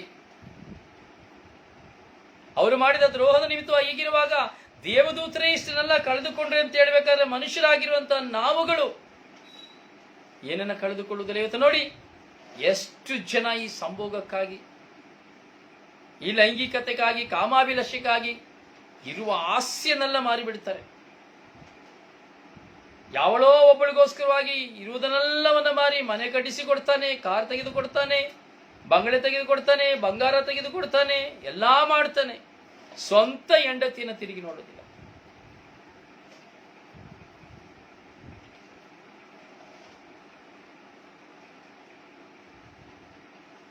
ತನಗೆಂದು ಆರಿಸಲ್ಪಟ್ಟವಳಿಗೆ ದ್ರೋಹ ಮಾಡ್ತಾನೆ. ಹಾಗೆ ತನಗೆಂದು ಆರಿಸಲ್ಪಟ್ಟವಳಿಗೆ ಪಟ್ಟವನಿಗೆ ಇಬ್ಬರಲ್ಲಿ ನಾವು ನೋಡ್ತೇವೆ, ಇಬ್ಬರು ದ್ರೋಹ ಮಾಡುವವರಾಗಿದ್ದಾರೆ, ಪತಿ ಪತ್ನಿಯರಾಗಿ. ದೇವರು ಹೇಳ್ತಾ ಇದ್ದಾರೆ, ದೇವದೂತರನ್ನೇ ದಂಡಿಸಲಿಲ್ಲ ಅಂದಮೇಲೆ ನನ್ನ ನಿನ್ನ ಬಿಡ್ತಾನೆ. ನಾನು ನೀವು ಎಸ್ಕೇಪ್ ಆಗ್ಲಿಕ್ಕೆ ಆಗ್ತದ? ಅಥವಾ ಯಾವ ಫಾದರ್, ಯಾವ ಪ್ರೀಸ್ಟ್ ಎಸ್ಕೇಪ್ ಆಗ್ಲಿಕ್ಕೆ ಆಗ್ತದ? ಯಾವ ಪ್ರಬೋಧಕ, ಯಾವ ಪಾಸ್ಟರ್, ಸಭಾಪಾಲಕ ಎಸ್ಕೇಪ್ ಆಗ್ಲಿಕ್ಕೆ ಆಗ್ತದ? ಯಾರಾದ್ರೂ ಎಸ್ಕೇಪ್ ಆಗ್ಲಿಕ್ಕೆ ಆಗ್ತದ? ಯಾರು ಎಸ್ಕೇಪ್ ಆಗ್ಲಿಕ್ಕೆ ಆಗೋದಿಲ್ಲ. ಫಾದರ್ ರಾಜ್ಯಕ್ಕಾದ ತಕ್ಷಣ 2 ಕೋಡಿಲ್ಲ, ಪಾಸ್ಟರ್ ಸಭಾಪಾಲಕ ಆದ್ರೆ ಕೋಡಿಲ್ಲ, ಉಪದೇಶಕ, ಶುಭ ಸಂದೇಶ ಸಾರುವವ, ದೆವ್ವ ಬಿಡಿಸುವ, ರೋಗ ಗುಣಪಡಿಸುವ ಯಾವನಿಗೂ ಯಾರಿಗೂ ಕೋಡಿಲ್ಲ. ದುರ್ಬೋಧಕನಾಗಿ, ಕಳ್ಳಬೋಧಕನಾಗಿ, ಕಾಮಾಭಿಲಾಷೆಗಳಿಂದ, ಹಣದ ಆಸೆಗಳಿಂದ ಜೀವಿಸುವ ಯಾವವನು ಸಹ ದಂಡನ ತೀರ್ಪಿಗೆ ಗುರಿಯಾಗುವವನು.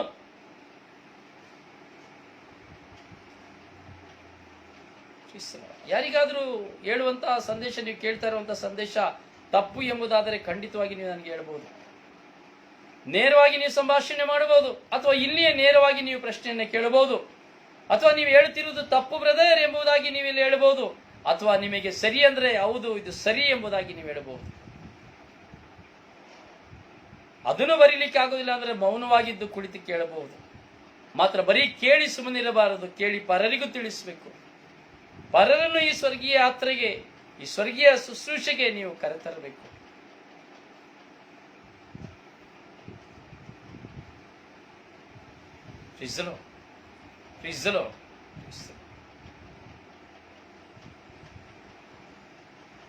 ಅನೈತಿಕತೆಯಲ್ಲೂ ಪ್ರಕೃತಿ ವಿರುದ್ಧವಾದ ಲೈಂಗಿಕ ಕೃತ್ಯಗಳೆಲ್ಲ ಮಗ್ನರಾಗಿದ್ದರು. ಯೋಚನೆ ಮಾಡಿ ನೋಡಿ. ಕೆಲವು ವಿಷಯ ಹೇಳ್ಬೋದು, ನಾನು ಹೇಳುವಾಗ ಅದು ನಿಮಗೆ ಸ್ವಲ್ಪ ಕಷ್ಟ ಆಗ್ಬೋದು. ಏನು ಬ್ರದರ್ ಈ ಮಾತೆಲ್ಲ ಹೇಳ್ತಾ ಇದ್ದಾರೆ, ಇದು ಇವರಿಗೆ ಹೇಗೆ ಗೊತ್ತು ಎಂಬ ಪ್ರಶ್ನೆ ಸಹ ನಿಮಗೆ ಬರಬಹುದು. ಅಷ್ಟು ಸತ್ಯ ಸಂಗತಿಗಳು ನನ್ನ ಮುಂದೆ ಇದೆ. ಈ ಅನೈತಿಕತೆಯ ವಿರುದ್ಧವಾಗಿ, ಲೈಂಗಿಕತೆ ವಿರುದ್ಧವಾಗಿ ನಾವು ಚಿಂತಿಸ್ತೇವೆ ಎಂಬುದಾದರೆ, ಪ್ರಕೃತಿ ವಿರುದ್ಧವಾಗಿ ನಾವು ಚಿಂತಿಸಬೇಕು ಅನ್ನೋದಾದರೆ ತುಂಬ ಇದೆ ಹೇಳಲಿಕ್ಕೆ. ಹೇಳುವಾಗ ನನಗೂ ಸ್ವಲ್ಪ ಕಷ್ಟ ಆಗ್ಬೋದು, ಕೇಳುವಾಗ ನಿಮಗೂ ಸಹ ಕಷ್ಟ ಆಗ್ಬೋದು. ಆದರೆ ಎರಡೂ ಸಹ ಯೋಚಿಸುವಾಗ ಹೌದು, ಇದರಲ್ಲಿ ಎಷ್ಟರ ಮಟ್ಟಿಗೆ ಸತ್ಯ ಅಡಕವಾಗಿದೆ ಎಂಬುದನ್ನು ನಾವು ತಿಳಿಯಬಹುದು.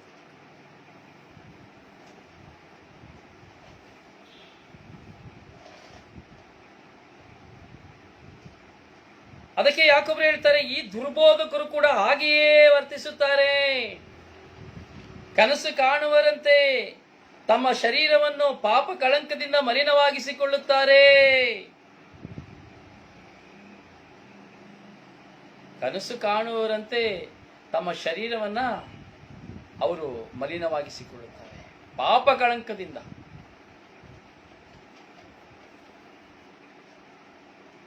ಪ್ರಭುವಿನ ಅಧಿಕಾರವನ್ನು ಅಸಡ್ಡೆ ಮಾಡುತ್ತಾರೆ, ಸ್ವರ್ಗ ನಿವಾಸಿಗಳನ್ನು ದೂಷಿಸುತ್ತಾರೆ. ಸುಮ್ಮನೆ ಇರುವುದಿಲ್ಲ.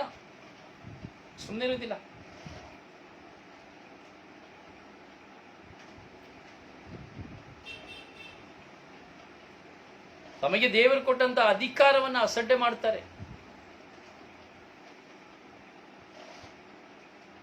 ಪ್ರಿಯ, ನಮ್ಮ ಜೀವಿತದಲ್ಲಿ ನಾವು ತುಂಬಾ ಆಳವಾಗಿ ನಾವು ಚಿಂತಿಸಬೇಕು. ಕೆಲವು ಸಂಗತಿಗಳು ನಮಗೆ ಕಣ್ಮರೆಯಾಗಿದೆ, ಕೆಲವು ಸಂಗತಿಗಳು ನಮಗೆ ಕಣ್ಣ ಮುಂದೆ ಇದೆ. ಆದರೆ ಇವತ್ತಿನ ಸಮಾಜದಲ್ಲಿ ನಾವು ನೋಡುವಾಗ ಎಲ್ಲವೂ ಸತ್ಯಕರವಾಗಿದೆ.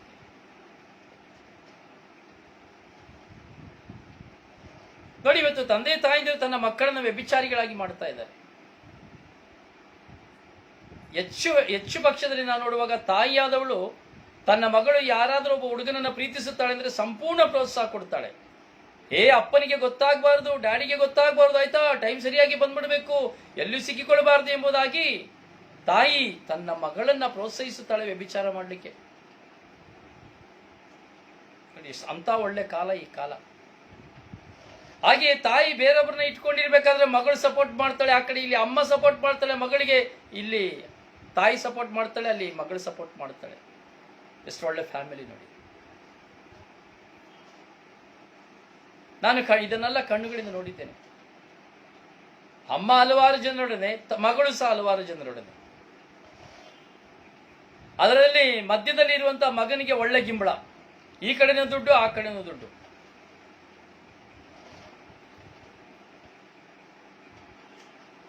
ನಾನು ಕಳೆದ ದಿನದಲ್ಲಿ ನಾನು ನೋಡಿದೆ, ಸುಂದರವಾಗಿರುವಂತಹ ಒಂದು ಮಗಳು, ಸುಂದರವಾಗಿರುವಂತಹ ಒಬ್ಬ ಮಗ, ಒಳ್ಳೆ ವಿದ್ಯಾಭ್ಯಾಸ ಮಾಡುವವರು. ಹುಡುಗಿಗೆ 18 ವರ್ಷ, ಹುಡುಗನಿಗೆ 21 ವರ್ಷ. ಇಬ್ರು PG-ಯಲ್ಲಿದ್ದಾರೆ. ಮಿತ್ರ ಹೇಳುತ್ತಾನೆ, ಅವರಿಬ್ಬರು ಏನು ಹೇಳಿದೆ, ಇಂಗ್ಲಿಷಲ್ಲಿ ಹೇಳಿದೆ, ನನಗೆ ಗೊತ್ತಾಗಲಿಲ್ಲ, ಅದು ಮರ್ತುಬಿಟ್ಟೆ ನಾನು. ಏನೋ ಒಂದು ಪದ ಇಂಗ್ಲಿಷಲ್ಲಿ ಹೇಳಿದೆ, ಅದು ನನಗೆ ಜ್ಞಾಪಕ ಬರ್ತಾ ಇಲ್ಲ. ಏನೋ ಒಂದು ಪದ. PG-ಯನ್ನು ಇಬ್ಬರು ಒಂದೇ ಇದ್ದಾರೆ, ಹೊರಗೆ ಹೋಗುವಾಗಲೂ ಅವರಿಗೆ ಅದೇ ತರ ಜೀವಿಸ್ತಾ ಇದ್ದಾರೆ. ಅಂದರೆ ಆ ಚಿಕ್ಕ ಪ್ರಾಯದಲ್ಲಿಯೇ ಅವರಿಬ್ಬರು ದೈಹಿಕವಾಗಿ ಲೋಕದ ಸುಖ ಭೋಗಗಳಲ್ಲಿ ಮಗ್ನರಾಗ್ತಾರೆ ಮಕ್ಕಳು. ತಂದೆ ತಾಯಿಯ ಅನುಮತಿಯಿಂದ. ಎಂಥ ಕಾಲ ನೋಡಿ. ಇನ್ನು ಮುಂದಿನ ಕಾಲಕ್ಕೆ ಹೇಳಲು ಸಾಧ್ಯ. ಇನ್ನು ಮುಂದಿನ ಕಾಲಕ್ಕೆ ಲೈಂಗಿಕತೆ, ಸೆಕ್ಸುವಾಲಿಟಿ, ಅಡಲ್ಟರಿ ಎಂದೇಳುವುದು ಯಾರಿಗೂ ಚೀತು ಆಗೋದೇ ಇಲ್ಲ. ಈಗಾಗಲೇ ಪಾಶ್ಚಾತ್ಯ ದೇಶದಲ್ಲಿ ನಾವು ನೋಡ್ತೇವೆ, ಎಲ್ಲ ಪಬ್ಲಿಕ್.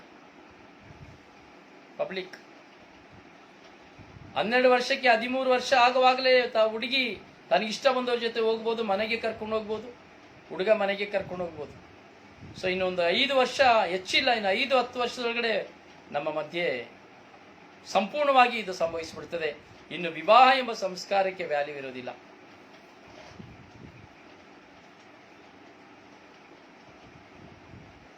ಬೇರೆ ಈ ಸಂಗತಿಗಳನ್ನು ನಾವು ಧ್ಯಾನಿಸಬೇಕು. ಯಾಕೆ ಇವತ್ತು ಧ್ಯಾನಿಸ್ತಾ ಇದ್ದೇವೆ ಅಂದರೆ, ನಾವು ನಮ್ಮನ್ನ, ನಮ್ಮ ಜೀವಿತವನ್ನ, ನಮ್ಮ ಕುಟುಂಬವನ್ನ ನಾವು ಸಂರಕ್ಷಿಸಿಕೊಳ್ಳಿಕ್ಕೆ ಯತ್ನಿಸಬೇಕು.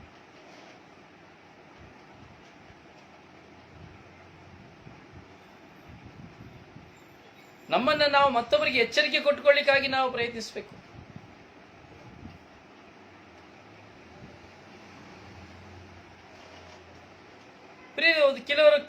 ಕೆಲವು ದೇಶಗಳಲ್ಲಿ ಕಲ್ಚರ್. ಈಗ ನೋಡಿ, ಸುಪ್ರೀಂ ಕೋರ್ಟ್ ಆರ್ಡರ್ ಕೊಟ್ಬಿಡ್ತು, ಹುಡುಗಿನ ಮದುವೆ ಮಾಡ್ಕೊಳ್ಬಹುದು, ಹುಡುಗನ ಮದುವೆ ಮಾಡ್ಕೋಬಹುದು, ಯಾವ ಅಡಚಣೆ ಇಲ್ಲ, ಮುಗಿದೋಯ್ತು. ಯೋಚನೆ ಮಾಡಿ ನೋಡಿ ಹೇಗಿದೆ ಇದು, ಎಂತ ಉಚಿತನ. ಇವೆಲ್ಲವೂ ಪ್ರಕೃತಿಗೆ ವಿರುದ್ಧವಾದಂಥವು, ಪ್ರಕೃತಿ ವಿರುದ್ಧವಾದಂತಹ ಲೈಂಗಿಕ ಕೃತ್ಯಗಳು. ನಾವು ತುಂಬಾ ಆಳವಾಗಿ ನಾವು ಯೋಚಿಸಬೇಕು. ನಾವು ಧ್ಯಾನಿಸತಕ್ಕಂತಹ ಈ ಪ್ರತಿಯೊಂದು ವಾಕ್ಯಗಳು, ಘಟನೆಗಳು ನಾನು ನೆನಪಿಗೆ ತಂದುಕೊಳ್ಳಬೇಕು. ಇಂಥ ಒಂದು ವಿಶ್ವಾಸಿಗಳಾಗಿ ಜೀವಿಸಿ, ಕ್ರೈಸ್ತ ವಿಶ್ವಾಸಿಗಳಾಗಿ ಜೀವಿಸಿ, ಪ್ರಾರ್ಥನೆ ಮಾಡುವವರಾಗಿ ಜೀವಿಸಿ, ಇಂಥ ಎಲ್ಲಾ ಕಾರ್ಯಗಳಲ್ಲಿಯೂ ನಾವಿರುವುದಾದರೆ ನಾವು ದುರ್ಬೋಧಕರು, ಕಳ್ಳಬೋಧಕರು, ದೈವದ್ರೋಹಿಗಳು, ದೇವರನ್ನು ಅರಿಯದವರು, ದೇವರನ್ನು ನಿರಾಕರಿಸಿದವರು.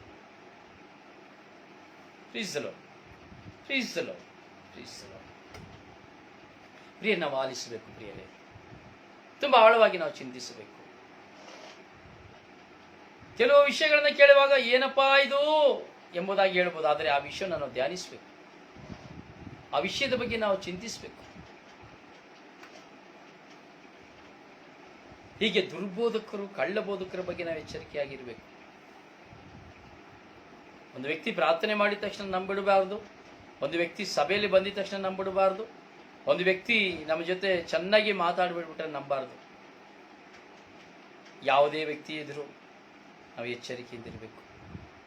ಇದು ಹೆಣ್ಣು ಗಂಡು ಇಬ್ಬರನ್ನು ಕುರಿತಾದಂತಾಗಿದೆ, ಬರೀ ಒಂದು ವ್ಯಕ್ತಿಯನ್ನು ಕುರಿತಾದಂಥದ್ದಲ್ಲ. ಕೇವಲ ಒಂದು ಗಂಡಿನಿಂದ ಮಾತ್ರವಲ್ಲ, ಪ್ರತಿಯೊಬ್ಬರಿಂದಲೂ ಸರ್ವಸಾಧಾರಣ. ಇವತ್ತು ಸ್ವಯಂ ಭೋಗಗಳಲ್ಲಿ ನಾವು ನೋಡುವಾಗ ಹೆಣ್ಣು ಮಕ್ಕಳ ಪಾತ್ರ ತುಂಬಾ ಹೆಚ್ಚಾಗಿ ಹೋಗಿದೆ. ಪ್ರಕೃತಿಗೆ ವಿರುದ್ಧವಾದಂತಹ ಸಂಭೋಗಗಳು ಅಷ್ಟು ಮಲಿನಕರವಾಗಿ ಹೋಗಿದೆ. ಹೆಣ್ಣು ಮಕ್ಕಳ ಸಂಭೋಗಗಳು ಯಾರ ಭಯವಿಲ್ಲ, ಯಾರು ಇದರ ಬಗ್ಗೆ ತಪ್ಪು ಎಂಬ ಚಿಂತನೆಗೆ ತೆಗೆದುಕೊಳ್ಳುತ್ತಾ ಇಲ್ಲ. ಕಾರಣ ದೈವ ಭಯವಿಲ್ಲವೋ, ದೈವ ಭಯವಿದೆಯೋ ಗೊತ್ತಿಲ್ಲ. ಮನುಷ್ಯನ ದೇಹದ ಸುಖ ತೃಪ್ತಿ ಹೊಂದಬೇಕು ಅಷ್ಟೇ. ಮನುಷ್ಯನ ದೇಹದ ಸುಖ ತೃಪ್ತಿಯಾಗಬೇಕು, ಪೂರ್ತಿಕರಿಸಿಕೊಳ್ಳಬೇಕು. ಇದೇ ಬೇಕಾಗಿರೋದು, ಬೇರೆ ಏನೂ ಇಲ್ಲ.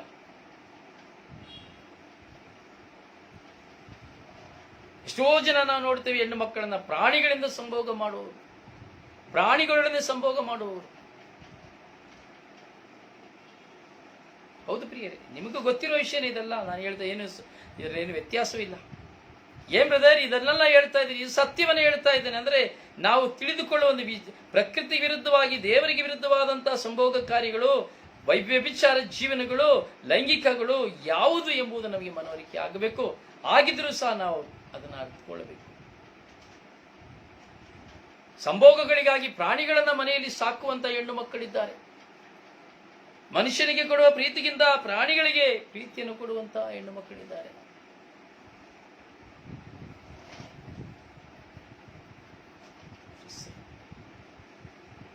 ಇವೆಲ್ಲವೂ ಅಚ್ಚರಿ ತರುವಂತ ವಿಷಯಗಳು ಮಾತ್ರವಲ್ಲ, ಅಷ್ಟೇ ಶಾಪಗ್ರಸ್ತವಾದ ವಿಷಯಗಳು. ಇದರ ಮೂಲಕವಾಗಿ ನಾವು ಯೋಗ್ಯ ನಿವಾಸವನ್ನು ಕಳೆದುಕೊಳ್ಳುತ್ತೇವೆ, ದೇವರಿಂದ ನಾವು ಪಡೆದುಕೊಂಡಂತ ಅಂತಸ್ತನ್ನು ಕಳೆದುಕೊಳ್ಳುತ್ತೇವೆ, ಆಸ್ತಿಯನ್ನು ಕಳೆದುಕೊಳ್ಳುತ್ತೇವೆ, ಆಶೀರ್ವಾದವನ್ನು ಕಳೆದುಕೊಳ್ಳುತ್ತೇವೆ, ಆರೋಗ್ಯವನ್ನು ಕಳೆದುಕೊಳ್ಳುತ್ತೇವೆ. ಇಲ್ಲಿ ನೋಡುವ, ನಾನು ಯಾವುದನ್ನು ಕಳೆದುಕೊಂಡಿದ್ದೇನೆ ಎಂಬ ಪ್ರಶ್ನೆ ನಮ್ಮಲ್ಲಿ ಬರಬೇಕು. ಯಾವ ಕಾಮಾಭಿಲಾಷೆಗಾಗಿ, ಯಾವ ಹೆಣ್ಣಿಗಾಗಿ, ಯಾವ ಗಂಡಿಗಾಗಿ ನಾನು ಏನನ್ನ ಕಳೆದುಕೊಂಡಿದ್ದೇನೆ? ಇರುವ ಆಸ್ತಿಯನ್ನು ಕಳೆದುಕೊಂಡಿದ್ದೇನೆ, ಒಂದು ನಂಬರ್ 1. ನನ್ನ ದೇಹವನ್ನು ಕಳೆದುಕೊಂಡಿದ್ದೇನೆ, ನಂಬರ್ 2. ನನ್ನ ಅಂತಸ್ತನ್ನು ಕಳೆದುಕೊಂಡಿದ್ದೇನೆ, ನಂಬರ್ 3. ನನ್ನ ಸಮಾಧಾನ ಸಂತೋಷವನ್ನು ಕಳೆದುಕೊಂಡಿದ್ದೇನೆ, ನಂಬರ್ 4. ನನ್ನ ಜೀವನದ ಅನುಗ್ರಹವನ್ನು ಕಳೆದುಕೊಂಡಿದ್ದೇನೆ, ನಂಬರ್ 5. ಮೋಸ ಹೋಗಿದ್ದೇನೆ, ನಂಬರ್ 6. ಸಾವಿಗೆ ಸಾಯಲು ಕಾರಣ, ನಂಬರ್ 7. ಹಾಗೆಯೇ ಒಂದು ಗಂಡಸನ್ನು ನಾವು ನೋಡ್ಬೇಕಾದ್ರೆ ನೋಡಿ, ತನ್ನ ಹೆಂಡತಿ ಮಕ್ಕಳಿಗೆ ಕೊಡುವುದಕ್ಕಿಂತ ಹೆಚ್ಚಾಗಿ ಮತ್ತೊಬ್ಬಳಿಗೆ ಕೊಡುತ್ತಾನೆ, ಮನೆಯನ್ನು ಕಟ್ಟಿ ಕೊಡ್ತಾನೆ, ಬಂಗಾರನ ಮಾಡಿ ಕೊಡ್ತಾನೆ, ಏನೆಲ್ಲ ಮಾಡ್ತಾನೆ. ತನ್ನ ಹೆಂಡತಿ ಮಕ್ಕಳನ್ನ ರಸ್ತೆಗೆ ನಿಲ್ಲಿಸ್ತಾನೆ. ಅಂಥವನ್ನ ನಾವಾಗಿದ್ದೇವಾ? ಚಿಂತಿಸಬೇಕು. ಯೋಗ್ಯ ನಿವಾಸವನ್ನು ಕಳೆದುಕೊಂಡಿದ್ದೇವಾ? ನಮ್ಮ ಅಂತಸ್ತನ್ನು ಕಳೆದುಕೊಂಡಿದ್ದೇವಾ? ಯಾರಿಂದ? ಯಾಕೆ? ಯೋಚಿಸುವ. ಯೂದನು ಬರೆದಂತಹ ಈ ಪತ್ರ ಸ್ವಾರಸ್ಯಕರವಾದಂತಹ ಪತ್ರ. ಧ್ಯಾನಿಸುವ ನಾಳೆ ದೇವರು ನಿಮ್ಮನ್ನು ಆಶೀರ್ವದಿಸಲಿ. ನಿಮಗಾಗಿ ಪ್ರಾರ್ಥಿಸುವ ನಿಮ್ಮ ಸೇವಕ ಬ್ರದರ್ ರೊಜಾರಿಯೋ ಪಾಡೋಬ್ಬರ. ಪ್ರಿಯರೇ, ದಯವಿಟ್ಟು ಶೇರ್ ಮಾಡಿ. ನಿಮಗೆಲ್ಲ ಗ್ರೂಪ್ಗಳಿಗೆ, ಫೇಸ್ಬುಕ್ ಗ್ರೂಪ್ಗಳಿಗೆ ವಾಟ್ಸ್ಆಪ್ಗಳನ್ನ ಶೇರ್ ಮಾಡಿ. ಹಾಗೂ ನಿಮ್ಮ ಮಿತ್ರರನ್ನ, ಇದು ನಿಮಗೆ ಸತ್ಯವಾದವುಗಳು ಎಂಬುದು ಮನವರಿಕೆ ಆದರೆ, ಈ ಸ್ವರ್ಗೀಯವನ್ನ ಶುಶ್ರೂಷೆ ನಿಜವಾಗಿಯೂ ಸತ್ಯಕರವಾದದ್ದು ಎಂಬುದು ಮನಸ್ಸಾಗುವುದಾದರೆ, ದಯವಿಟ್ಟು ನಿಮ್ಮ ಮಿತ್ರರನ್ನ ಸ್ವಾಗತಿಸಿರಿ ಈ 3:30 ಗಂಟೆಯ ಸ್ವರ್ಗೀಯ ಮನ ಶುಶ್ರೂಷೆಗೆ. ದೇವರು ನಿಮ್ಮನ್ನು ಆಶೀರ್ವದಿಸಲಿ. ನಿಮಗಾಗಿ ಪ್ರಾರ್ಥಿಸುವ ನಿಮ್ಮ ಸೇವಕ ಬ್ರದರ್ ರೊಜಾರಿಯೋ ಪಾಡೋಬ್ಬರ.